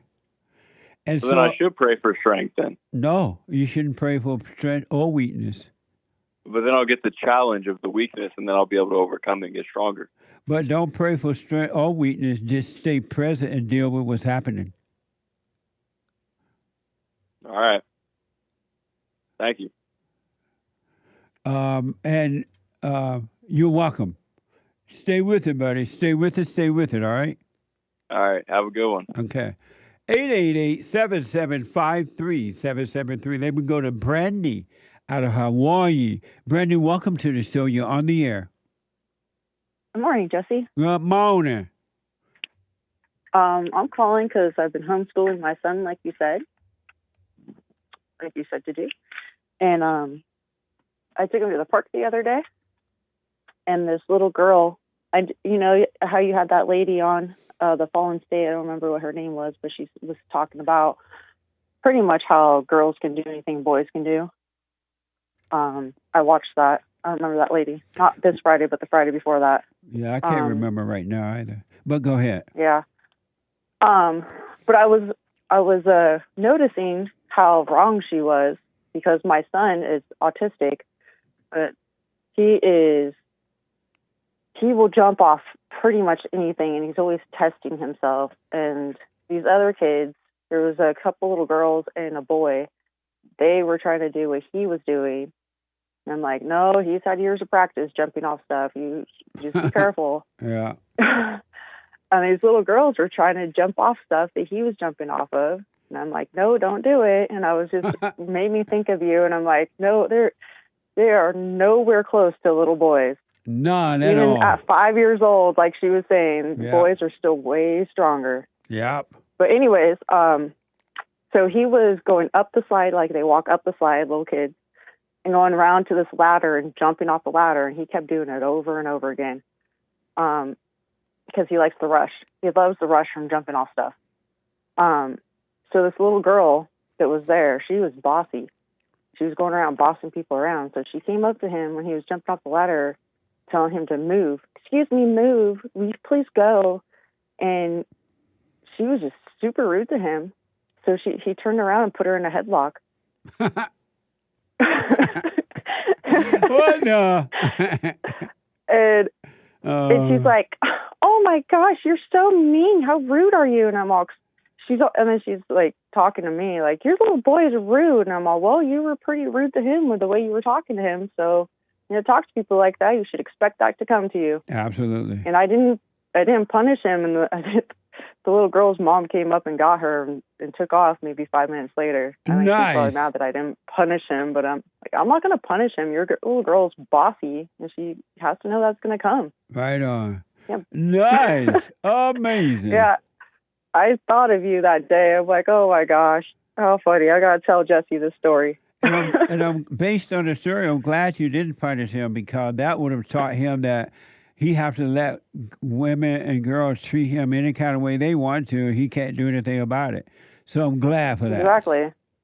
Yeah, I'm not going to punish him for that. It's her fault. She shouldn't have been bossing him around. That's right.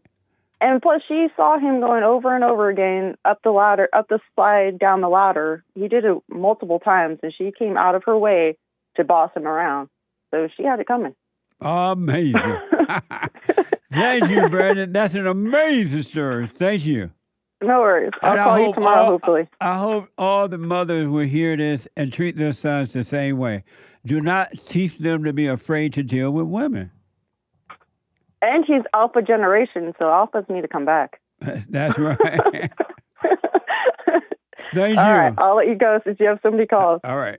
Thank you. All right, thanks. Bye. Amazing story. Let me go to Las Vegas and talk to the first-time caller, Roman, our first time caller. Roman, welcome to the show. You're on the air.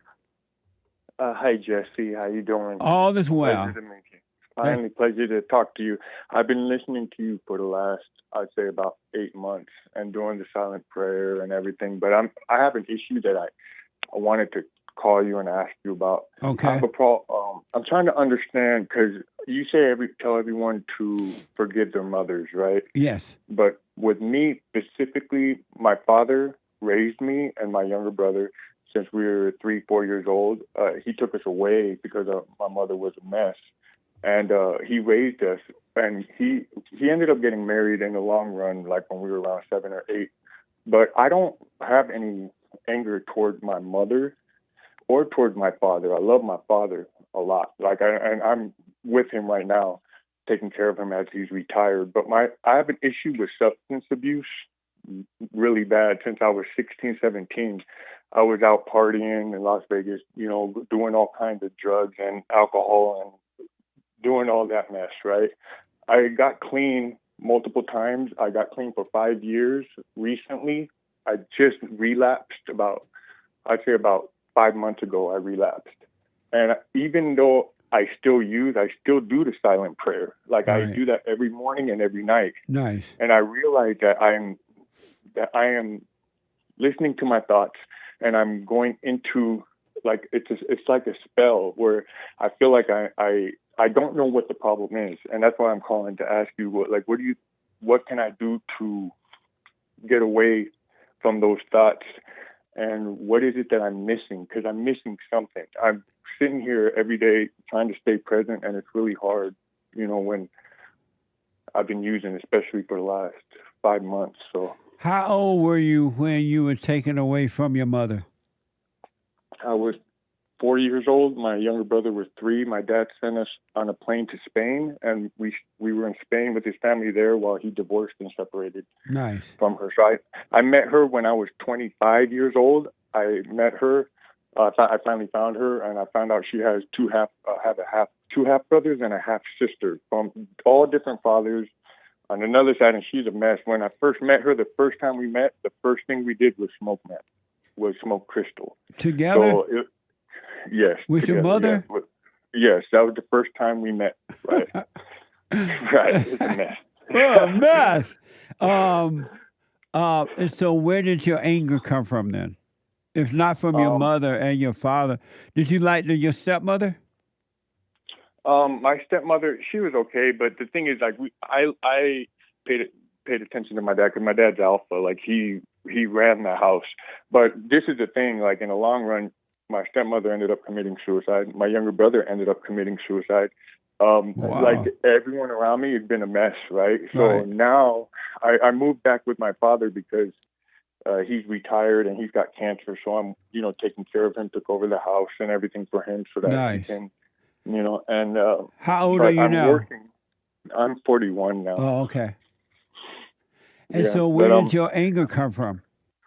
To be honest, I was the type of person to not have anger. Even like throughout my whole life, I was the type of person where like if people were angry or wanted to fight, like I was the opposite. I didn't want to hurt. I feel like I lived more based off of fear than I did off of anger, most likely throughout my life. If you have fear, you have anger. You can't have anger you can't have fear unless you have anger, and you can't have anger unless you have fear. But here's what I recommend for you. Since you don't see clearly where your anger came from, make sure you do the silent prayer and watch those thoughts and take the pain of the thought, but do nothing about it. And with you say you do drugs? I've been doing them for a long time, but But I want you to try not to do it. But if you feel like you gotta do it, practice watching yourself do it. Don't go unconscious. Don't get high and feel good and forget that you're getting high, right? Be conscious, and the consciousness will, because the drug is not the problem, the anger is the problem. And it's just that you don't remember how you became angry.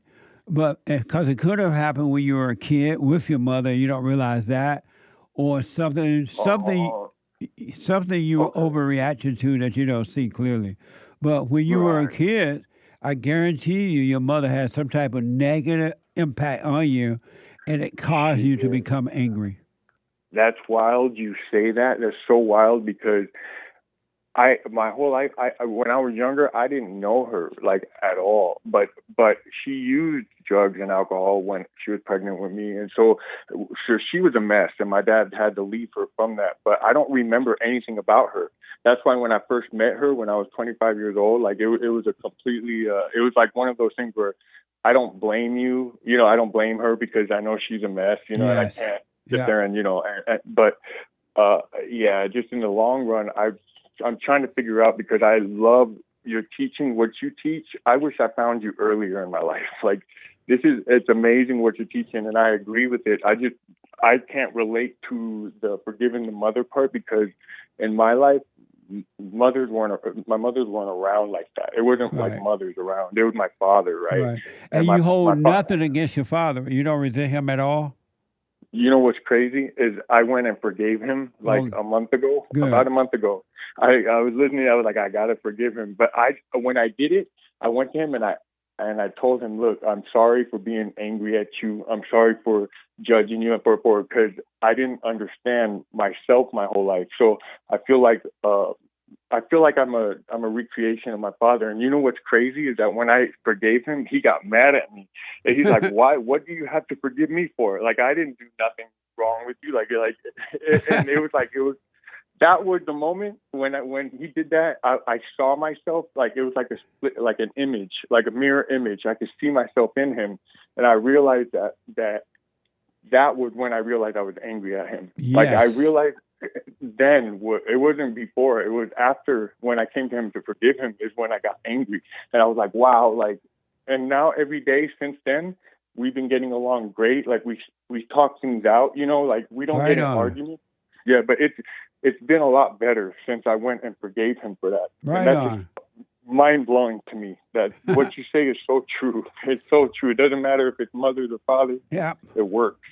So now then, all you got to do now is stay with the silent prayer, practice staying present rather than being in your imagination. But if you're caught up in thought, just come back to realize your inner thought, but don't judge it.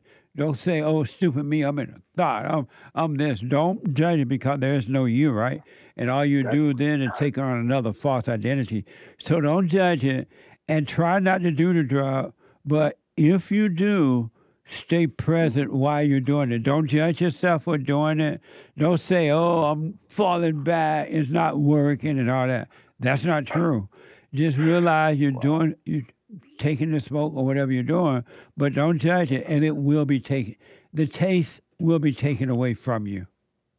That is amazing to me. That you're so spot on because the whole reason why I used in the past was because I judged myself and judged the people around me and judged myself for it. Yes. When I tell myself, you're not supposed, like the devil is crazy. Like he gets in my head, he'll tell me one thing and tell me the complete opposite after that. And be absolutely. Like, it's insane. So you're right about that. So he'll tell you to take it, you need it, and then when you take it, he'll laugh at you, and then he'll tell you something else to do. And then it's like, you idiot, why'd you take it? You knew you shouldn't have taken that. You're like, that's not good for you. You know that it's not right. And in my mind, my whole life, I thought that was God. Like God was the good thoughts and the devil was the bad thoughts. No. But it wasn't until I started watching you that I saw that all thoughts are from the devil. Like 100%. Yeah, the devil tell you, that's such a good point. The devil tell you to take the drugs, it's fine, you're all right. And then you take them, and then you're high, and the devil said, what an idiot. Right. You know that was wrong to take that, and you done it. And then he'll laugh at you. And then he'll tell you something else to do. All thoughts are all lies all the time, and none of them are from God. That is so amazing. Like, I wish I learned this when I was younger. I really do. I wish that I'm so grateful to even be on the phone with you right now. Like, it is what you've done for me for almost 30 something years that I've been like this. Within the last 8 months that I've been watching you, what you've done for me in my life, I'm starting to see now what I need to do, and I'm just glad I got to call you, because this is one of the issues that I have is that, and it's not. I don't know if it's anger or what, but I know that I'm listening to my thoughts, and my thoughts are telling me, and I'm becoming one with them. So that's why I'm using. So yeah. So I'm gonna just so silent prayer. Yeah, just stay with the silent prayer. Practice staying present. We get caught up in your head to come back to the present. And when the devil tell you, oh, you feel anxiety, do some drugs or not. Try not to do it. But if you do, don't judge yourself for doing it, because it's not you. And it'll fall away. You'll find yourself. You'll be fine. But have no opinion about it, because the drugs are not the problem. It's the not being whole, not being one with the truth. That's the problem, and you'll be fine. That is the problem. So you're saying for me to get back on the path that I know I need to get, and I'm willing to go through whatever I have to do it. Like, I'm going to go get clean, whatever I need to do too. But my problem is my whole life I've been getting clean and then getting screwed up, and then clean and getting screwed up, and it's been a cycle. It's been a crazy cycle. Because getting clean is not the answer. Overcoming anger and being lost in your thought is the answer to all things. Okay. All right. That's why sitting still is like the main key, is sitting still, because then I can. Right. You got a good point. I agree with that. Yeah, and then just watch those thoughts, but don't call them you. As a matter of fact, you can quietly say, I see those thoughts, but that's not me. I feel the pain, but that's not me. Because the pain is in your body, but it's not in you. It's not you. You're not your body. And the thoughts are in your head, but it's not you. You're not the thoughts, right? And so stop identifying with those things. Don't call yourself an addict. Don't call yourself substance abuse, or put no more titles, so you can be free. Okay.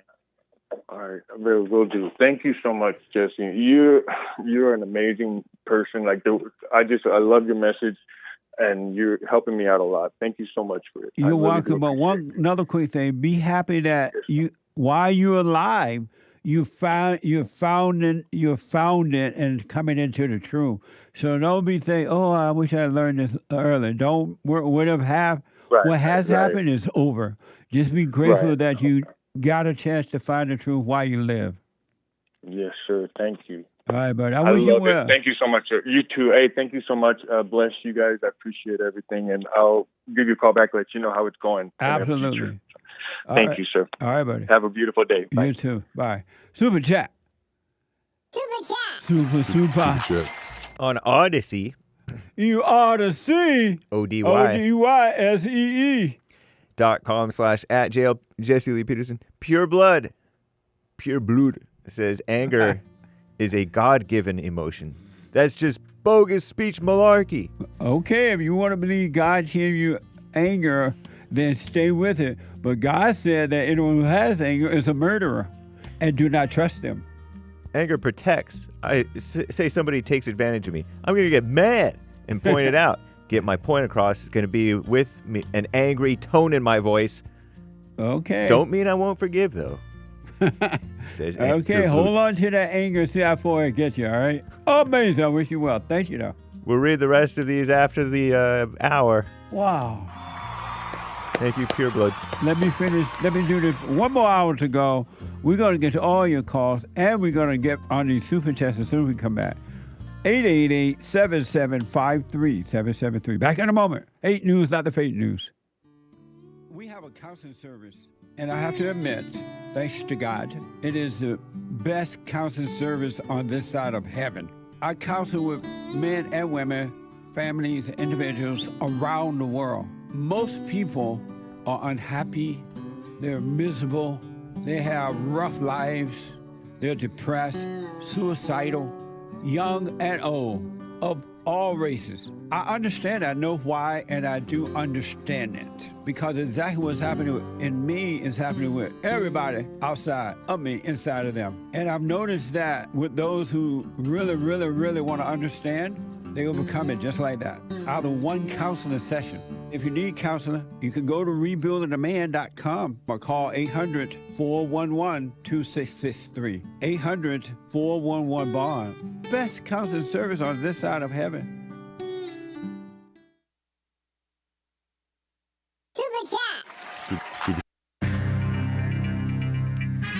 Some major drama is continuing with this so-called hostage deal between Hamas and Israel. They're accusing each other, and it's a touchy situation. And German elections. Have you heard any of the fear-mongering about AfD or the hype in Elon Musk's case and others? For AfD, Alternative for Deutschland. Deutschland is Germany. German for Germany. Something like that. Whole bunch of scaremongering going on. And cassowary. Cassowary. Cassowary, I think. It's this tall bird with dagger claws on a claw dagger looking thing on each feet. The only animal that Australians fear, according to CNN, Commie Nonsense Network. And Joy Reid, is she being reassigned or is she fired from MSLSD? MSDNC. And Turkey is sending us eggs. You know that country, Turkey?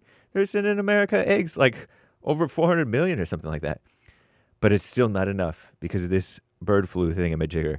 And Jane Fonda was honored by SAG. As an actress or as an activist, I don't know. But shout out to Jane Fonda. She's been around a while. This is the end of hour 2 of the Jesse Lee Peterson Show. It's Monday, February 24th, AD 2025. It is Female Monday. There is one line open. You can call in right now during Hake News on Fake News, and JLP will be right back to your calls. And we'll get to your super chats. Anyway, federal agencies across the U.S. scrambling to respond to that ominous email ordered by Elon Musk amid scores, meaning 20s, many 20s of firings. The Office of Personnel Management sent a mass email on Saturday demanding federal employees provide 5 bullet points detailing what they did on their jobs last week. Got up late, went into the office, or didn't go into the office, whatever. By late Sunday, leaders of the Pentagon, FBI, State Department, Department of Homeland Security, and Department of Energy had all instructed their staff not to reply. What? The email does not mention consequences, but Elon Musk, who heads the Department of Government Efficiency, warned in a social media post that workers who do not respond by 11:59 p.m. Eastern Time, deadline today, meaning tonight, just before midnight tomorrow, they would be dismissed. Wow. Interesting. The Vatican says Pope Francis is in critical condition, experiencing mild kidney failure due to a complex medical issue that landed him in the hospital over a week ago. Officials say he's responded to treatment. Another unwelcome health complication for the 88-year-old pontiff. That means pope, I guess. Francis, currently fighting pneumonia in both lungs. Woo. Suffered an acute respiratory crisis Saturday. Currently under control, the Vatican said. The Pope continues to be vigilant and well-oriented, they said. And he did not deliver his weekly Angelus prayer Sunday for only the third time in his almost 12-year so-called papacy. A senior Hamas official told Commie Nonsense any future peace talks with Israel are contingent on the release of more than 600 Palestinian prisoners. They were meant to be freed after Hamas handed over a measly 6 Israeli hostages Saturday. Israel said they would not release prisoners unless Hamas guarantees the end of humiliating ceremonies. And that's a quote. During hostage releases. As the first phase of the ceasefire in Gaza comes to an end, Israel is also warning they could resume intense fighting at any moment. Prime Minister Benjamin Bibi Netanyahu says he has military plans ready to go if needed. Germany's so-called conservative opposition came out on top in elections on Sunday and shared a new plan for relations with the U.S. Friedrich Merz, M-E-R-Z, could be butchering his name, is on track to become Germany's next chancellor. after preliminary results showed his so-called center-right bloc, which probably means liberal, will win the country's snap elections. I don't know what's happening, but we wish you well, Germany. You need it. I'm James Hake. Now back to JLP, Hour 3.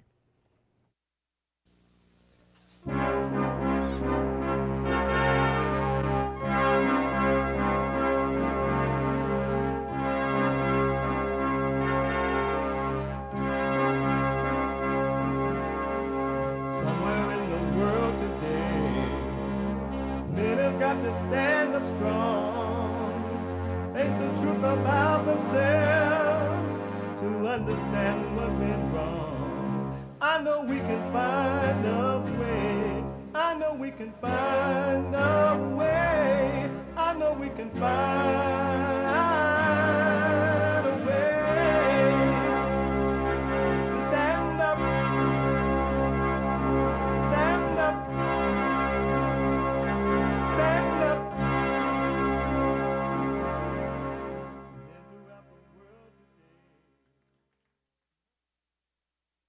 Uniting the races with truth instead of dividing them with lies.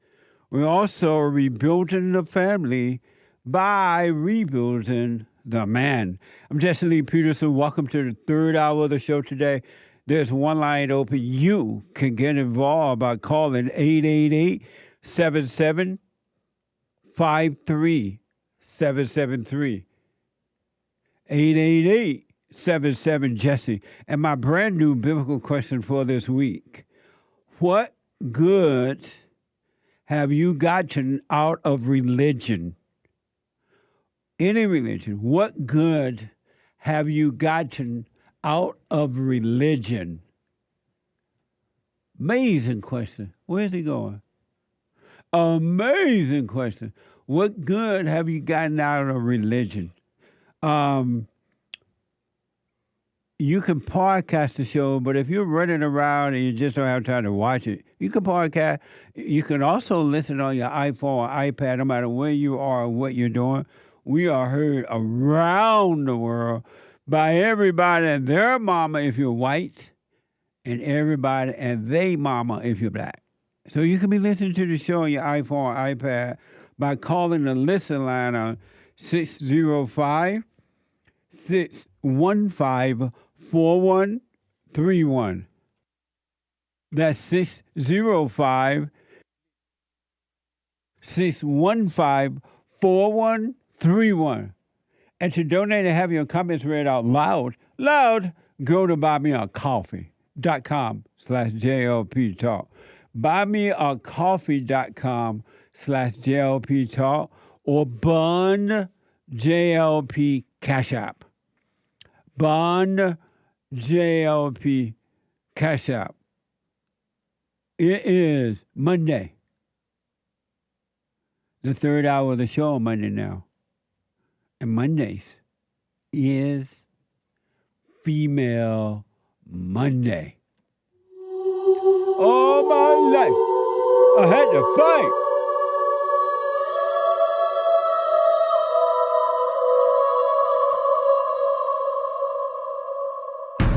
I like to make men uncomfortable.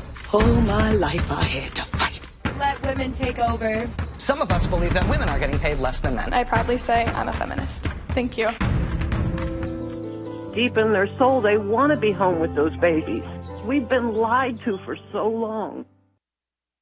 Amazing. What a mess. So I want to ask, Hake, my expert, Hake is one of the experts on Jesse Lee Peterson. So I want to ask him to respond to this, and I want to know what you all think about this as well. There's this guy by the name of Kash Patel, I believe, Kash Patel, and this is from News 18, highlighted his cultural heritage. Indian origin Kash Patel on Friday took the oath on the Bhagavad Gita, whatever that is, as he was sworn in as the director of the FBI under the Trump administration. So instead of using the Bible, this guy was sworn in by Attorney General Patel Bundy with a Baristio. What? Bhagavad, sacred Hindu scriptures. Watch this from Mural News. Now. Watch this. Thank you all for being here today to celebrate Kash Patel. And I want to hurry and get him sworn in because I'm the happiest person today ever. Please place your hand on the Gita and raise your right hand. I do solemnly swear I, Kash Patel, do solemnly swear that I will support and defend the Constitution of the United States. that I will support and defend the Constitution of the United States, And that I will well and faithfully and that I will well and faithfully discharge the duties of the office on which I am about to enter. discharge the duties of the office of which I am about to enter. So help me God. So help me God.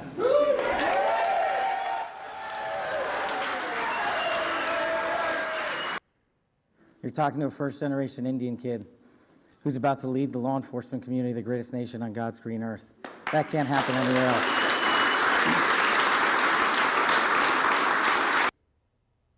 Amazing.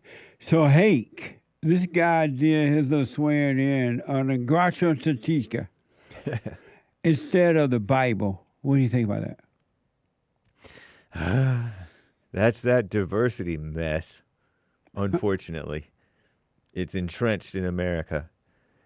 It reminds me of, although I don't think it's as bad, it reminds me of that one guy, that black guy, Keith Ellison, who swore his oath on the Quran. Yeah, I remember that. And this guy is supposedly like one of the good guys. You know, he's a Trump appointee and supposed to be for what's right. I don't know. I don't really like it, but I bear with it because what do we have to work with? So you don't think? Do you think he should have been allowed to do that or not?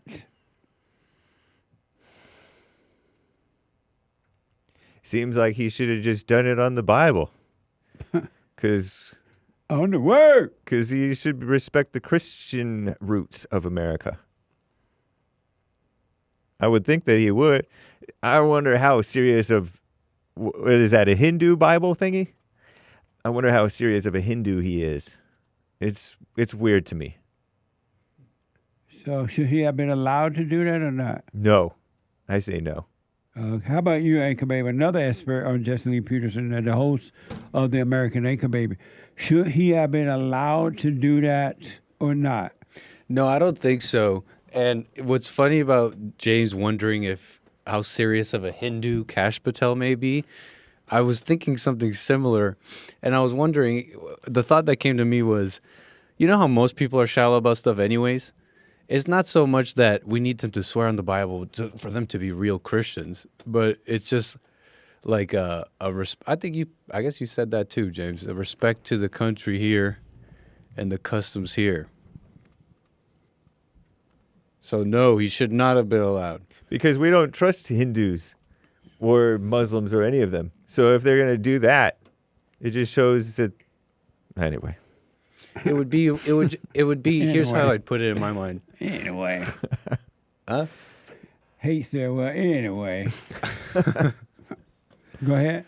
No, I was saying I'd put it in my mind that, yeah, when we're having people swear to the Bible, it's not like, it's just like an allegiance thing, I guess, like a respect thing. Yeah, it shows like you're just showing, like, I really do want to be the whatever of this country. Yeah, it shows you're even more, it seems like you would be even more serious. Yeah. Well, I totally disagree with anybody in our country swearing on anything but the Bible. We are a Christian nation, and this man is here in America, and by him swearing on some other book, he's saying he's not supporting Christianity. He's not one with us. We are a Christian nation, Judeo-Christian nation, and he should not be allowed to swear. Nobody know what no Hindu Zulu Bible is. Right. That may not even be a real Bible. And maybe they get to lie. And they should not allow that. It's so unfortunate. All it's doing is to dividing us. It's not bringing us back to Christianity as one. And this guy gonna be walking around talking about he a Buddhist. What is he? Hindu. Hindu, right? Yeah. And he's not going to be as a Christian. When he says, "So help me God," what God you mean? Yes, that's a good question. So, and just like that, Keith Ellison should not have been allowed to do it on the Allah Bible. This man should not have been allowed to do that at all. Either he's going to work in the Christian nation as a Christian nation, or he's not. It's sad how weak. This is why I tell you my country is never coming back. My country is never coming back. It's never coming back. Amazing. That's not what freedom of religion meant or means. What did it mean? It means the freedom to be Christian in any way that you want to be. Or freedom not to be Christian, but to swear on the Bible is like we talked about. It's a sign of respect for the country and for the people. If this guy loved the country as much as he says he does, he should have been happy to swear on the Bible. Yep. Why did he need that other thing? He's representing America. He ain't over in India. I think he's a millennial, maybe. He's not in India, though. He's in America. Yeah, I think he was born here. And that stupid Pam Dundee, I'm so happy to do it. Oh, she's going to swear me in on the Zulu Bible. Did you say Zulu Bible? Yeah. This is not good for America, folks. This is not uniting us. It's still dividing. I don't care what his speech there about how much he loved America. If he loved America so much, he is here because we are a Christian nation. And as a result of that, we became the greatest country on this side of heaven. We didn't become the greatest nation because of Hindu. We became the greatest because we're a Christian nation. How you going to keep that going if you believe in some other... You can believe in it, but don't be a part of running the country. This is not good. And my producer says, 0 tolerance, send him to jail. This is a Jesus country. I agree. I don't know about him going to jail, but he just should not be running our government. Not a part. Anyone who is unwilling to make a promise with the Bible in their hand, they're not worthy of running our country. They still have their country mentality. They really do. What a mess. And last thing I want to show you really fast, not all, but most black mothers are held to pay. Not all, but most are held to pay. This is from Click on Detroit. 3 children was found living alone in an absolute squalor after their mother abandoned them for years in a Pontiac rented home. Watch this from Click on Detroit. Well, the pictures are hard to look at. Police in Pontiac say 3 children were found living alone in deplorable conditions after discovering their mother had abandoned them for years. Our Victor Williams is following the story for us tonight. Victor, we're learning that mother has been arrested. What else can you tell us? Yeah, that's right. The mother has been arrested, Pam, but we're told that these kids were actually inside of this house for years, at least since 2021. This is the house behind me that has that orange sticker right there on the window, but we're told these kids were only 12, 13, and 15. Now, authorities, they said that the mom would drop off food from time to time, but she's a 34-year-old woman that's now being held at the Oakland County Jail with a case now being turned over to the prosecutor for review. We are expecting charges to come in the next few days or so, but the only reason authorities ever stepped in the first place was because the landlord actually called 911. Amazing, huh? And here's a look from the inside of the house. We're told that the house was just so unsanitary that evidence techs, they had to wear hazmat suits in order to investigate. Now we're talking about piles of garbage in rooms as high as 4 feet tall, human feces overflowing in the toilet, and then also the bathtubs. Apparently they were living on that food that people would bring nearby. Even also strangers would sometimes bring that food up to the door. Now also we are being told that the mother had not spoken to the 2 girls that were in there for years, but she would go and actually speak to the son from time to time. The kids were not in school. They actually spent their entire time at the home watching TV and then playing video games. The conditions in the house were so bad that the kids had to sleep on the floor, the boy had a mattress, and the girls had to sleep on pizza boxes. Amazing.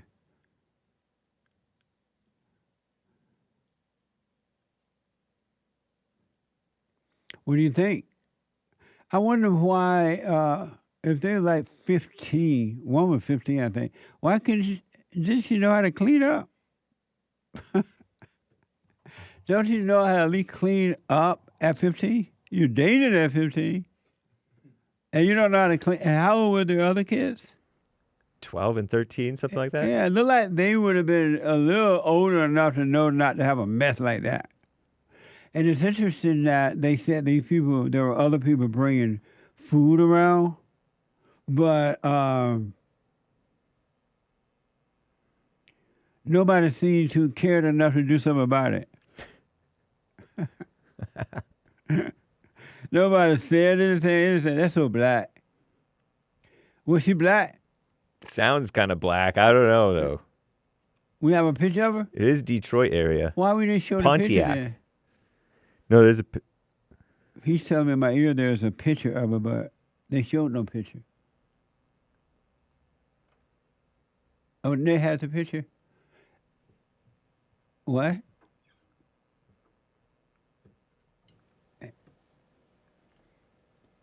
They has a picture of it, hour 3, they say. All right, let me look. Let me look and see if she's black. I do have an image. Here you go. Aw. She looks innocent. Is she the 15-year-old? That's the mother. That's the 34-year-old? Yeah. According to the report, that's the mother. She had time to take care of those children. She only got along with the son, not the daughters. She hate those gals. I don't feel like we bought those gals. What a mess. If you think that's bad, and some of you do, I'm sure. According to S, a Dallas mother live streamed a roadside altercation with her son that turned physically violent, prompting viewers to alert Child Protection Service. Watch this from Facebook. Get the in that car. Nah, get in that car. Get the in that car. I'm not playing with you. Get the in the car. Get the in the car. This will save today. You always beat me. You always beat DPD. Oh, you sending her? Nah, this should go with you. Because I'm about to beat his. Get the in the car. Shut your ass up. Shut up. What you want to do? What? What you want to do? Get your in the motherfucker. Fight. Fight. Fight. Don't do it. Oh. Don't. Come on, Pearl. That's your mama at the end of the day. Come on. I'm going to beat you up. Because he called me a bitch. Call me another bitch. Call me another bitch. Call me a Pearl, come on. Stop. That's still your mama. Get off of me, bro. Get off of me. Oh, Lord. Get off of me. Okay. Hey, y'all. Pearl, chill. Come on, Pearl. That's still your mama. Come on.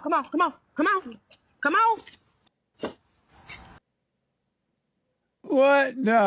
The boy named Pearl? I'm thinking, that's what I was thinking. The boy named Pearl.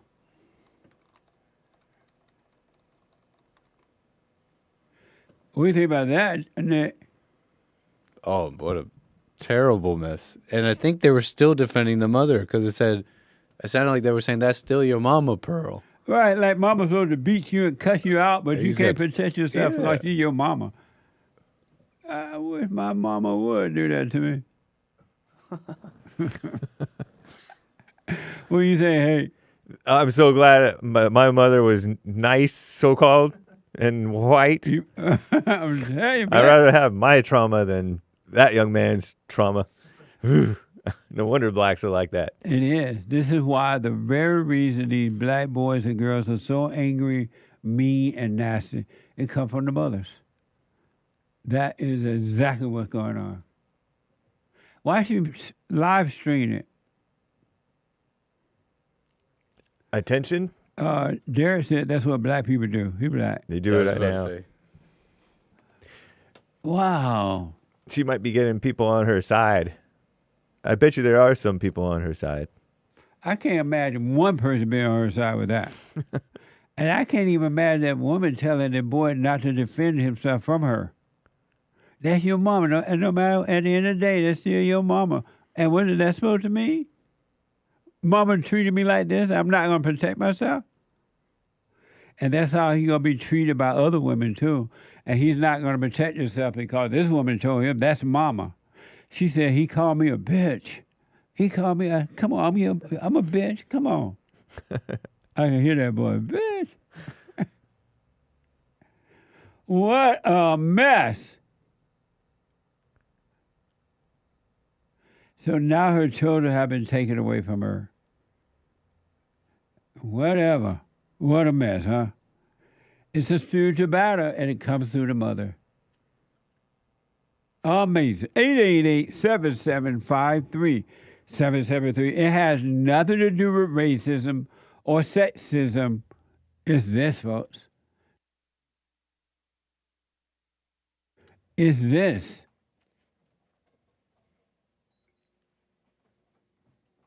Black mamas do this often.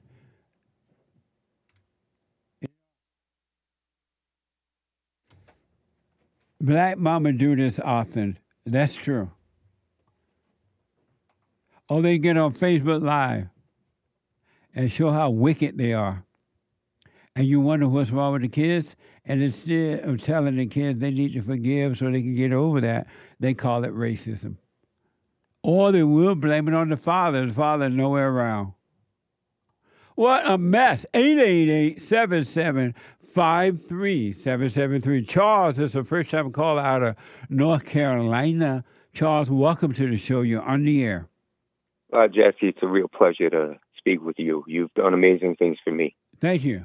Appreciate that. It's funny that you talk about black mothers because I got a white mother that'll make them look like saints.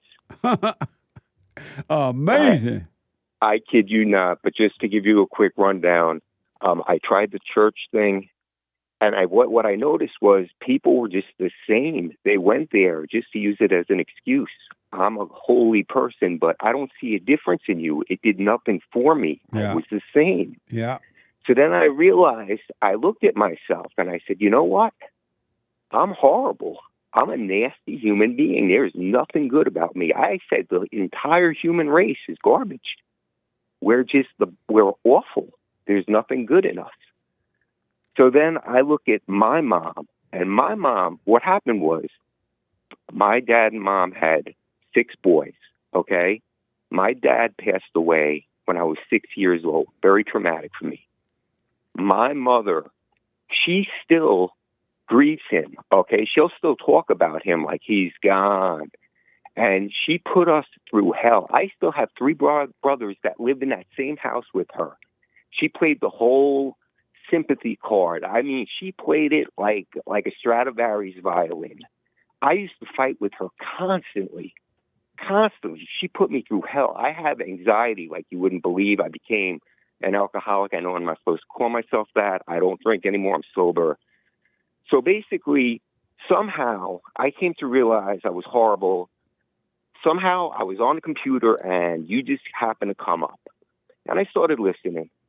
And I said, you know what? This guy, everything he says, it just seems to resonate. It makes sense.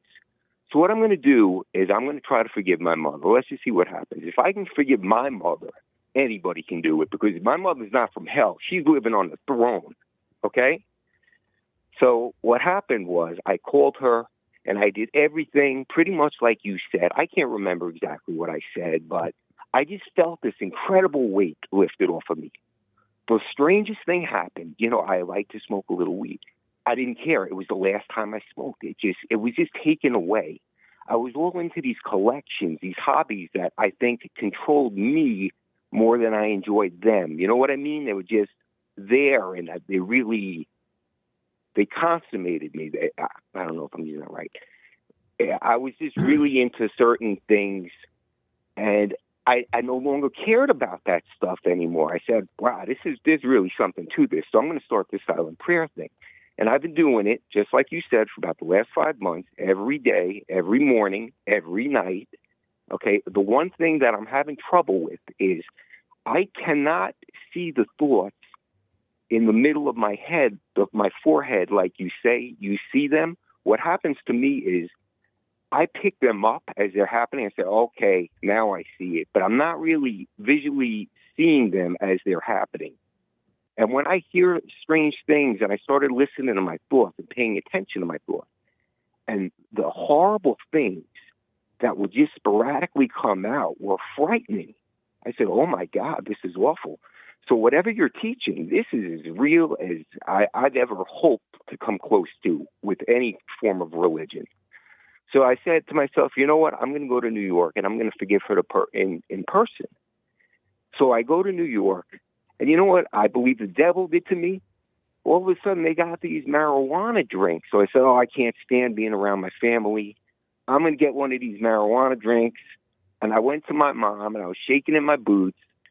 And I forgave her. I was like, you know what? You were brutal with me. I wasn't really nice with you, but I want you to know I forgave you, which is not really the way you taught me or to teach anyone to forgive.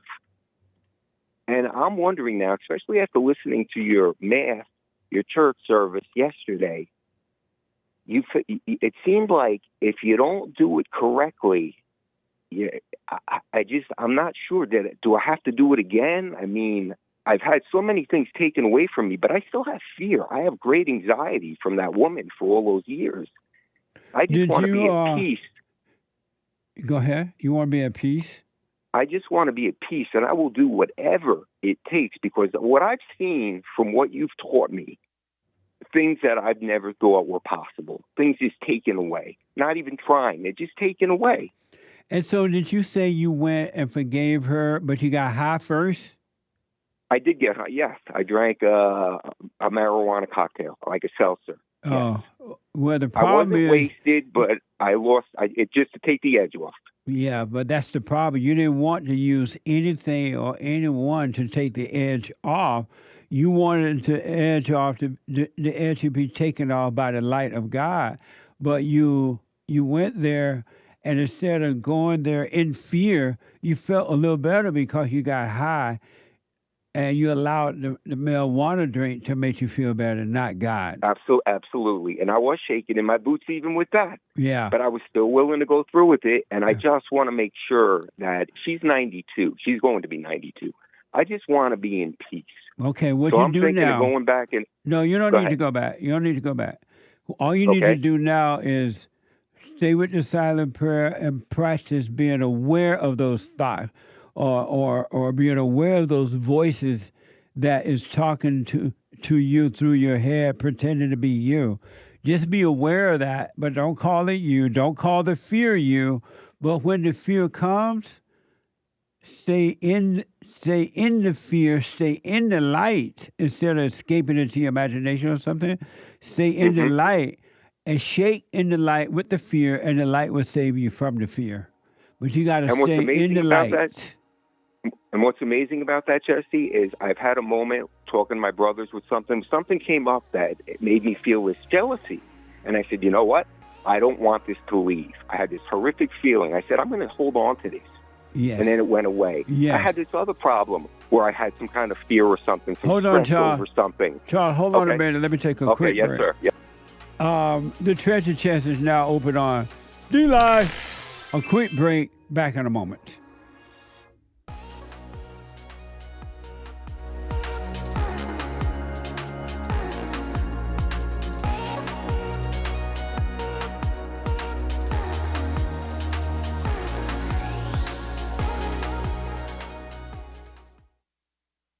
Now, I totally disagree with the way things are going, but you can't be angry because that's what the enemy wants. He wants to control you. They do things to make you mad so they can control you. It's like being married. And the wife would do things to make you mad, or she'll do things to make you feel good. And men do that to women too when they want something from the woman, especially sex. They'll make her feel good or they'll make her angry. And the woman's gonna have to say, you don't want to be angry. You want to speak up. You want to disagree with what's going on. It's wrong, but do not be angry. Then you won't have fear. You won't have doubt. You won't have worries. You'll be able to see, but you got to stay away from anger. That's why you must forgive your mothers and your fathers so that you can overcome the spirit of anger. It's a spirit and it's wicked. Nothing good in anger because it has no love, folks. You need love to defeat evil. And love is not a weakness. It's a strength. It's from God. It's His nature.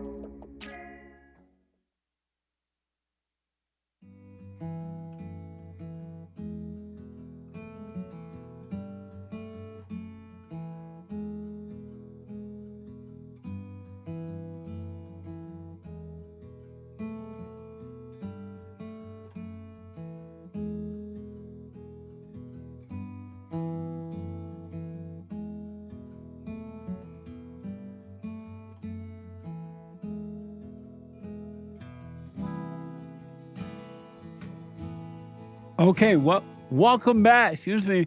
The Hake Report is coming up at the top of this hour. TheHakeReport.com from 9 to 11. And after that, Joel Friday TV. You back. Joel Friday TV at 11 a.m. And at 12 noon, the American Anchor Baby. The American Anchor Baby at 12 noon. And at 2 p.m., brand new episode of Punchie TV. Punchie TV. Watch this. We are back, and we have a special guest, Jackie Vantine. The Bible says that man was not made for woman, but woman was made for the man. Yup. Woman is... Say it again. Preach. The woman needs the man as much as the man needs the woman. You lost me there. Where does it say that? No, show me the scripture. Being sexually attracted to your spouse is not a sin. It's not lust. I think that we should eventually also overcome that, right? And I think that it should happen naturally, returning to God fully. Let's just say you're cheating. You're cheating with a girl. You're not. You think it's okay to not tell her? Yeah, that's fine. Definitely should not. When you go into marriage, right, and your wife is sick or she can't have sex, then what are you gonna do? A concubine. I play. It sounds to me like you guys have been burnt by women. Of course. Why not come to that conclusion, lady? Don't forget to like, follow, subscribe there, support the Punchie.tv. It's on YouTube and Punchie.tv, all right? Amazing. Like, follow, do all this stuff. Like, follow, comment, subscribe on all our stuff there. Let me go quickly back to Charles, our first time call out of North Carolina. So, Charles. Yes, sir. So all you got to do now, when those thoughts tell you, oh, you didn't do it right, you need to go back, they're lying to you. You don't need to go back. All you got to do now is practice staying present and staying in the light. And stay in the light when you're trembling, we have worry, we have doubts, whatever emotions that come. You stay in the light, and the light will save. It will take it away from you. It'll save you from that. And I've been doing that, and that has been working. I'm looking to actually be upset so I can get past it. But one more question, Jesse, if you don't mind. Yes. I'm having trouble staying conscious. I've become really good at it when I'm driving in the car, but when there's a lot of interaction, because for 50 years of my life, I've been walking in the dark, unconscious. So, it's hard to just turn it on at will, and that's what I'm striving for. do you have any, any way of me achieving that? Any ideas on how I can? Don't try to turn it on or off. All you got to do, because you've been living unconscious for a long time, you've been divided and living unconscious. So now all you do, when you do find yourself falling back into the unconscious state, the darkness, just realize you are, and you'll come back to be aware of your body or something. Even if you have to go in and out 1,000 times, and just know you're in your thought, but don't judge it. Don't call it wrong or right. Don't call it you. And just come back, be aware of your body.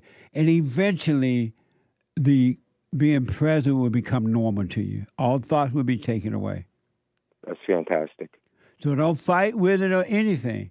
Just practice going in and out until you don't have to go in and out anymore. And it will come to that if you stay with it. Okay, and I will. I appreciate you so much. You will have a clear mind and no thoughts. Thank you so much, Jesse. It's been an honor. You're welcome, buddy. Stay with it, stay with it, stay with it, all right? Absolutely. Thank you. You're welcome. Take care. All right. Amazing. 888-775-3773. Let me go to Jason. Jason, welcome to the show out of Buffalo, New York. Definitely got plausible deniability. Jason. Plausible deniability. I must thank God that he involved, hands-on in that shit. I got that shit. Who is he talking to? Are you talking to me, Jason? Yeah, my fault. Hey, I didn't know you had answered. Hey, I want to answer your biblical question. Who are you talking to right now? Oh, who was I talking to? That's like I was going over something in my head for like something later. So you were talking in your head that loud? Yeah, that's what I do. I come to process, like that's what I was like learning to like process stuff. Like that's what I do. By speaking in your head like that? Yeah. Amazing. Okay, go ahead. Want to answer your biblical question? What good have you gotten out of religion? What good? To understand that the whole thing about religion is stupid, is man-made and false. So it was good that I found that out. And why is I gotta ask you a question. Why is that? Because like that. See, it's like that. It's like because it doesn't take because it's better to be grounded in something that's actual, to have a foundation in something that's actually real and not something that is like that you can't count on and look on. It's better to have like an actual rock than like a mythical rock or whatever. And so, what are you grounded in? What am I grounded in? Yeah. Myself. I know me. I know me better than anything else. I take the time to like go, self-reflection and stuff like that. Like every few days, I reassess, like find out like what I did wrong, what could I did better. I keep up with myself. I try to like right now I'm like healing for surgery. I had surgery a couple of months ago, so like every day I'm just trying to get better, like work on myself every day. And so that's what everybody should do. And so you're grounded in yourself. Yeah. And I can rely on myself. And who are you? Who am I? Yeah. I am who am I? I'm a Cancer with an Aries moon. That means I am sensitive to everything. That means I can pick up on like your negative energies and stuff like that. That's what I have the ability to do. I have the ability to read people. And like so I would who are you? That's who I am. That's who I am. You say you're a Cancer? I'm a Cancer. My astrological sign is Cancer. And so what is a Cancer? Cancer is like somebody that is very sheltered, don't really like people, but my avenue to like release my flow of energy is like the gather of knowledge. I like to some people like entertainment, like able to write stories and stuff like that. I like to gain knowledge. I like to learn things. And so, can I ask you a question? And so that's who you are? Yeah, that's who I am. I have a person that has a deep thirst for knowledge. That's who I am. And that's why, kind of category. And that's why you speak in your head? I mean, I just do that. I've been doing that's how that's how I process information. By talking to yourself in your head? Yeah, you ever had to have to make a decision on two things, like either you gonna sign this contract or that contract, or you gonna take this job or take that job. So who is talking in your head to you? I'm talking to me. It's based on my knowledge and experience. So you're talking in your head, and you're talking to who?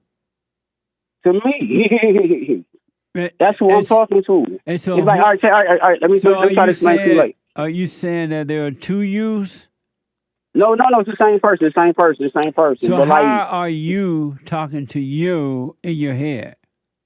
I'm gonna explain it to you. See, like you think all thoughts are lies, but like sometimes you have to think to come to a conclusion. There's a process to come to an answer. Like what I told you about making a decision, like saying like if you want to move to this state or move to that state. You want to play the pros and the cons, the good and the bad. You want to try to play out Jason, every outcome. Because of time, how are you talking to you?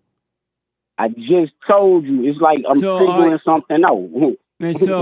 and so you're in your head talking to who? To me. I'm trying to figure out a problem. And Jason, where is the person that you're talking to? It's me. I'm right here. It's the same person. It's just like how I'm calculating a problem. So you ain't never had to like. Jason, Go ahead. Jason, that person you are talking to, is that person in your head too? The person is not in my head. The person is me. So you're in your head. You are in your head talking to someone else. Okay, all right. Let me try to explain it to you one more time. You ever did a division problem? No. Let me ask you this. So you're talking to you in your head, talking to another you somewhere else, right? No, at no point did I say I'm talking to another me. And where is the other person that you're talking to then? There is no other person. It's me. The person that I'm talking to is me. And where are you? I'm right here, dude. I'm right here on the phone with you. But when you're talking to you, trying to figure out a math problem, who are you? Where's that person located? It's the same.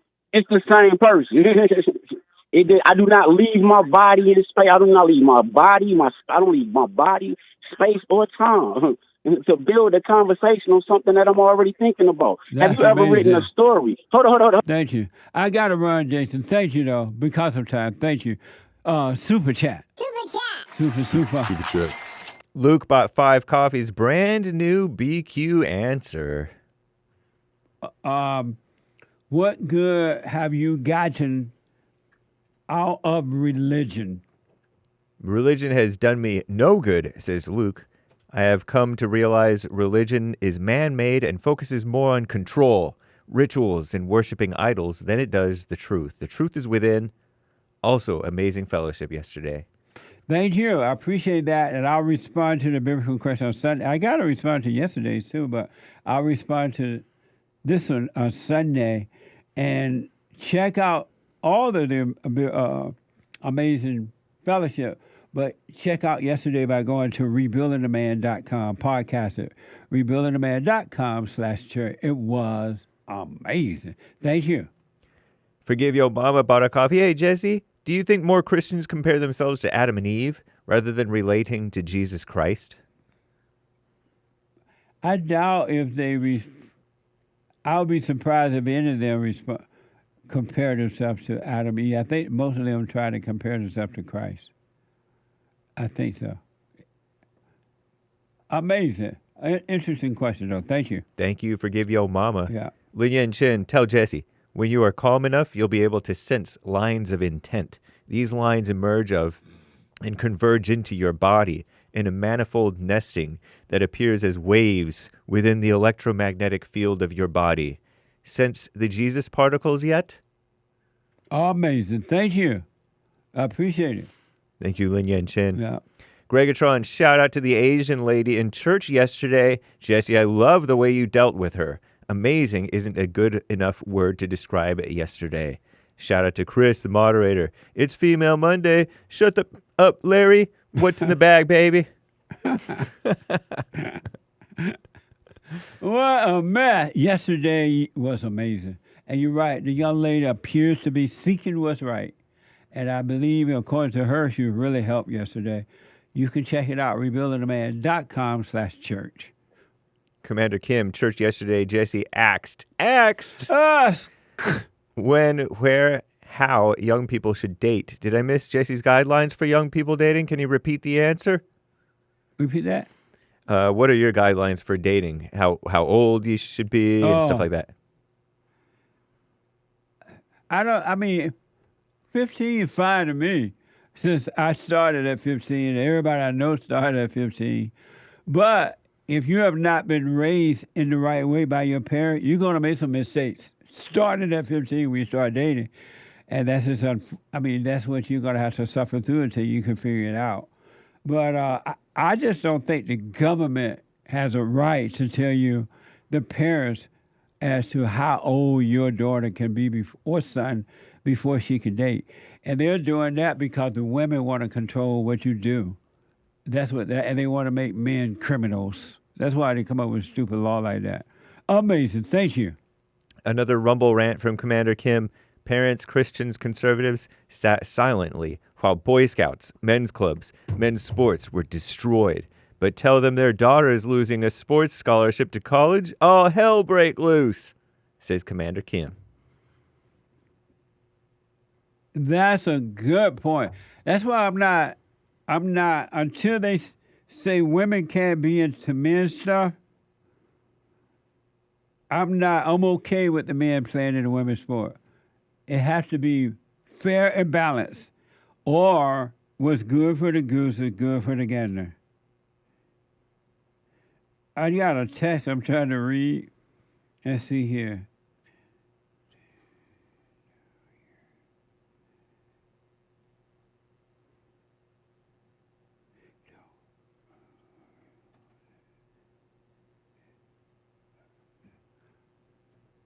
Okay, I can't read it. She's typing me a whole bunch of stuff right now.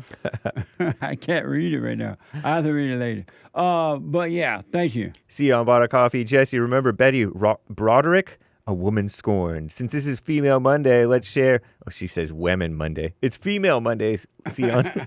Let's share. So a lot of people think she's the one who suffered after killing her ex-husband back in the 90s or 89 and his new wife. Instead of moving on, she went psycho. Most women actually defend her. They blame the dead ex-husband. Ain't that amazing? Yeah. Lots of feminist people out there. They always blame it on the man and not the woman. No matter what, they can see the woman committed the crime, and it's the man's fault. Amazing. I noticed that in some of these true things I watch sometimes, whenever it's a man did something to a woman, they never say what the woman did to bring it on. They told a story about the man, but nothing about the woman. They made her look like so-called angel. Amazing. Thank you. I had to look that one up, Sion. Thank you for that little remembrance. Yeah, I somewhat remember the story, but not all the details. Shmuel. Pardon me if I'm butchering your name. Shmuel. 15 coffees. I love you so much and thank you very much. From Israel. I love Israel. You gotta go to Israel, folks. If I was God, and if you wanted to come into heaven, you would have to have visited Israel first. Otherwise, you can't get in. Sorry. But thank you. I appreciate the support. Thank you. Hannah's 5 coffees. Amazing Sunday service. What is the answer to last week's biblical question? I'm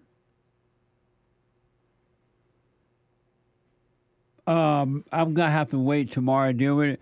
Derek, remind me to deal with that the first thing in the morning when I have a little more time into it.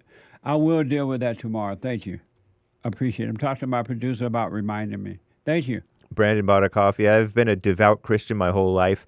I thought I understood everything. You've shown me, though, that there are deeper depths to go with God and my faith. Love you, Jesse. Thank you, and stay with it, stay with it, and stay with it. Amazing. A generous 10 coffees from Derek in Nashville saying, shout out to Jaden, who forgave his father. It felt terrible at the time forgiving my dad, but after I did that, things changed and I didn't even do anything. No one ever told me that's what it would take. Yeah. My taste for things that were hurting me just started to go away. It's wild. Thanks to all of you. Appreciate you. Derek, right? Yep. Derek, thank you, man, and thank you for your support. And so you reminded me that the one thing that is important is the one thing that people don't do and they don't recommend. You got to admit you're wrong for hating. You got to admit that your heart is wicked, and then God will save you. That's the greatest sin. Not the greatest sin is to forget, but if you want to enter into the kingdom of heaven, you must admit you're evil and you're wrong for evil, and God will change it. Thank you, man. Amazing. Thank you. Someone bought a coffee. I understand what you guys are coming from, where you guys are coming from with Kash Patel not swearing in on the Holy Bible. However, all the politicians that I've seen swearing on the Holy Bible have done extremely evil things in our country, to our country.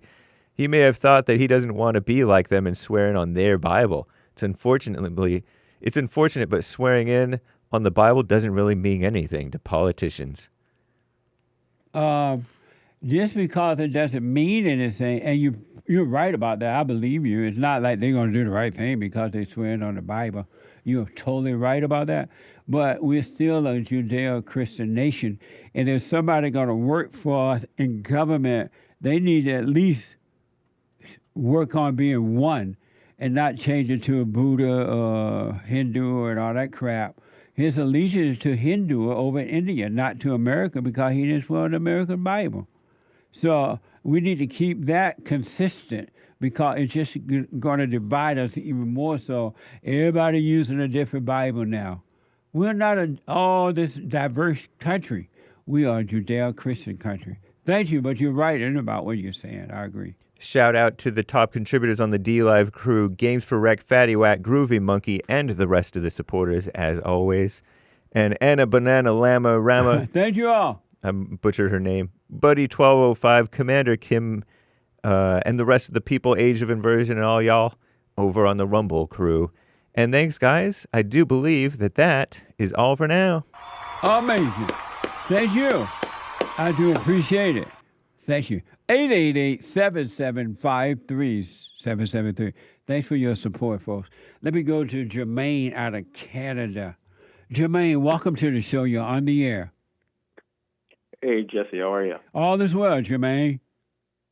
So I have a question for you, right? Yeah. Because I have a side business going, and I was reached out. It's like a cold call. So I was reached out from a cold call to like help improve the business. But it's going well. But I just want to know, like, because it just happened in the moment, and I just let it happen naturally. But I'm wondering, is that me just trusting in myself instead of just trusting the will of the Lord? But because I had to pay, and I get that they're providing a service, but like I'm trying to understand, like, is that the right thing? Am I trusting in myself, or it just happened natural? Are you asking, is it the right thing to take the cold call and help or not to? Yeah, yeah. Do you need the cold call help? Probably. It is. It has improved the business. Oh, you already working with him? Yeah, we started working like a couple of days ago. And so like somebody call up out of nowhere and say, hey, I can show you how to enhance your business. You say yes, and you allow them to do that? Yes. And your question is what? So my question is, would you consider that happening in the moment and happen naturally, right? But still, I did have to pay for a service, right? And are you paying? Is he charge you fairly, or is he making buku money off you? No, I think it's a fairly. So if all is going well, why are you wondering about it? Period. That's true too. No, that was a question too. Sorry? That was a question. I don't know. Maybe I'm like. The reason you're in your head, man. The thoughts are telling you that, oh, you got the wrong person, or that was a cold call. That's not what was that from God. You're listening to thought. Drop it. That was my initial answer to myself, but I wanted to see what you would thought. Yeah, drop those thoughts. If you hired this person and for now it's working, be fine with that. And if one day you don't need him anymore or it's not working, let him go. That's all you got to do. But stay out the thoughts about if you did the right thing or not, or is it from God, or was it whatever. All those questions are out of hell. Pay that no attention. And you'll see if it's working and you can keep the guy. If it's not, let him. Don't be afraid to let him go. That's all. Yeah, that's what I thought too. I'm like, yeah, let's give him a try. And if it doesn't work out, I can always it is what it is. And it was a fair, charge. I don't think it was outrageous. Right, so then don't worry about it. Don't get in your head about it, so you can see what to do about it if it changes. Amazing. Amazing. All right, buddy. I wish you well. All right, bye. Bye. I'm out of time. John, a first-time call out of Texas. Rick, out of Virginia. Zach, a first-time call out of Florida. And the call just dropped. I'm out of time. Stay on that path, folks. You are responsible for you and only you. You're responsible for your world. Unless you have children. So get on that straight and narrow, and if everybody else turn away, let them go. Wish them well. Don't try to hold on to them. It's not a loss for you. Let them go, and you work on you. Do the silent prayer. Stay with it. Practice staying in the light where everything is, all right? Real deal. And forgive. You got to forgive your mother and your father. Otherwise, it ain't going to happen for you. But you got to forgive before you can enter in. The Hake Report coming up now. The Hake, Hake report.com. And after that, Joel Friday TV at 11 a.m. He black. And at 12 noon, The American Anchor Baby. And at 2 p.m., Punchie TV. Punchie.tv. Check it out, 2 p.m. Pacific time. What's that network they find you on there? Rumble.com/American Anchor Baby. Rumble. You got to know how to rumble. So rumble with The American Anchor Baby today at 12 noon. Thank you all for your super chats and your support. I do appreciate it. Stay with it, stay with it, stay with it. Bye.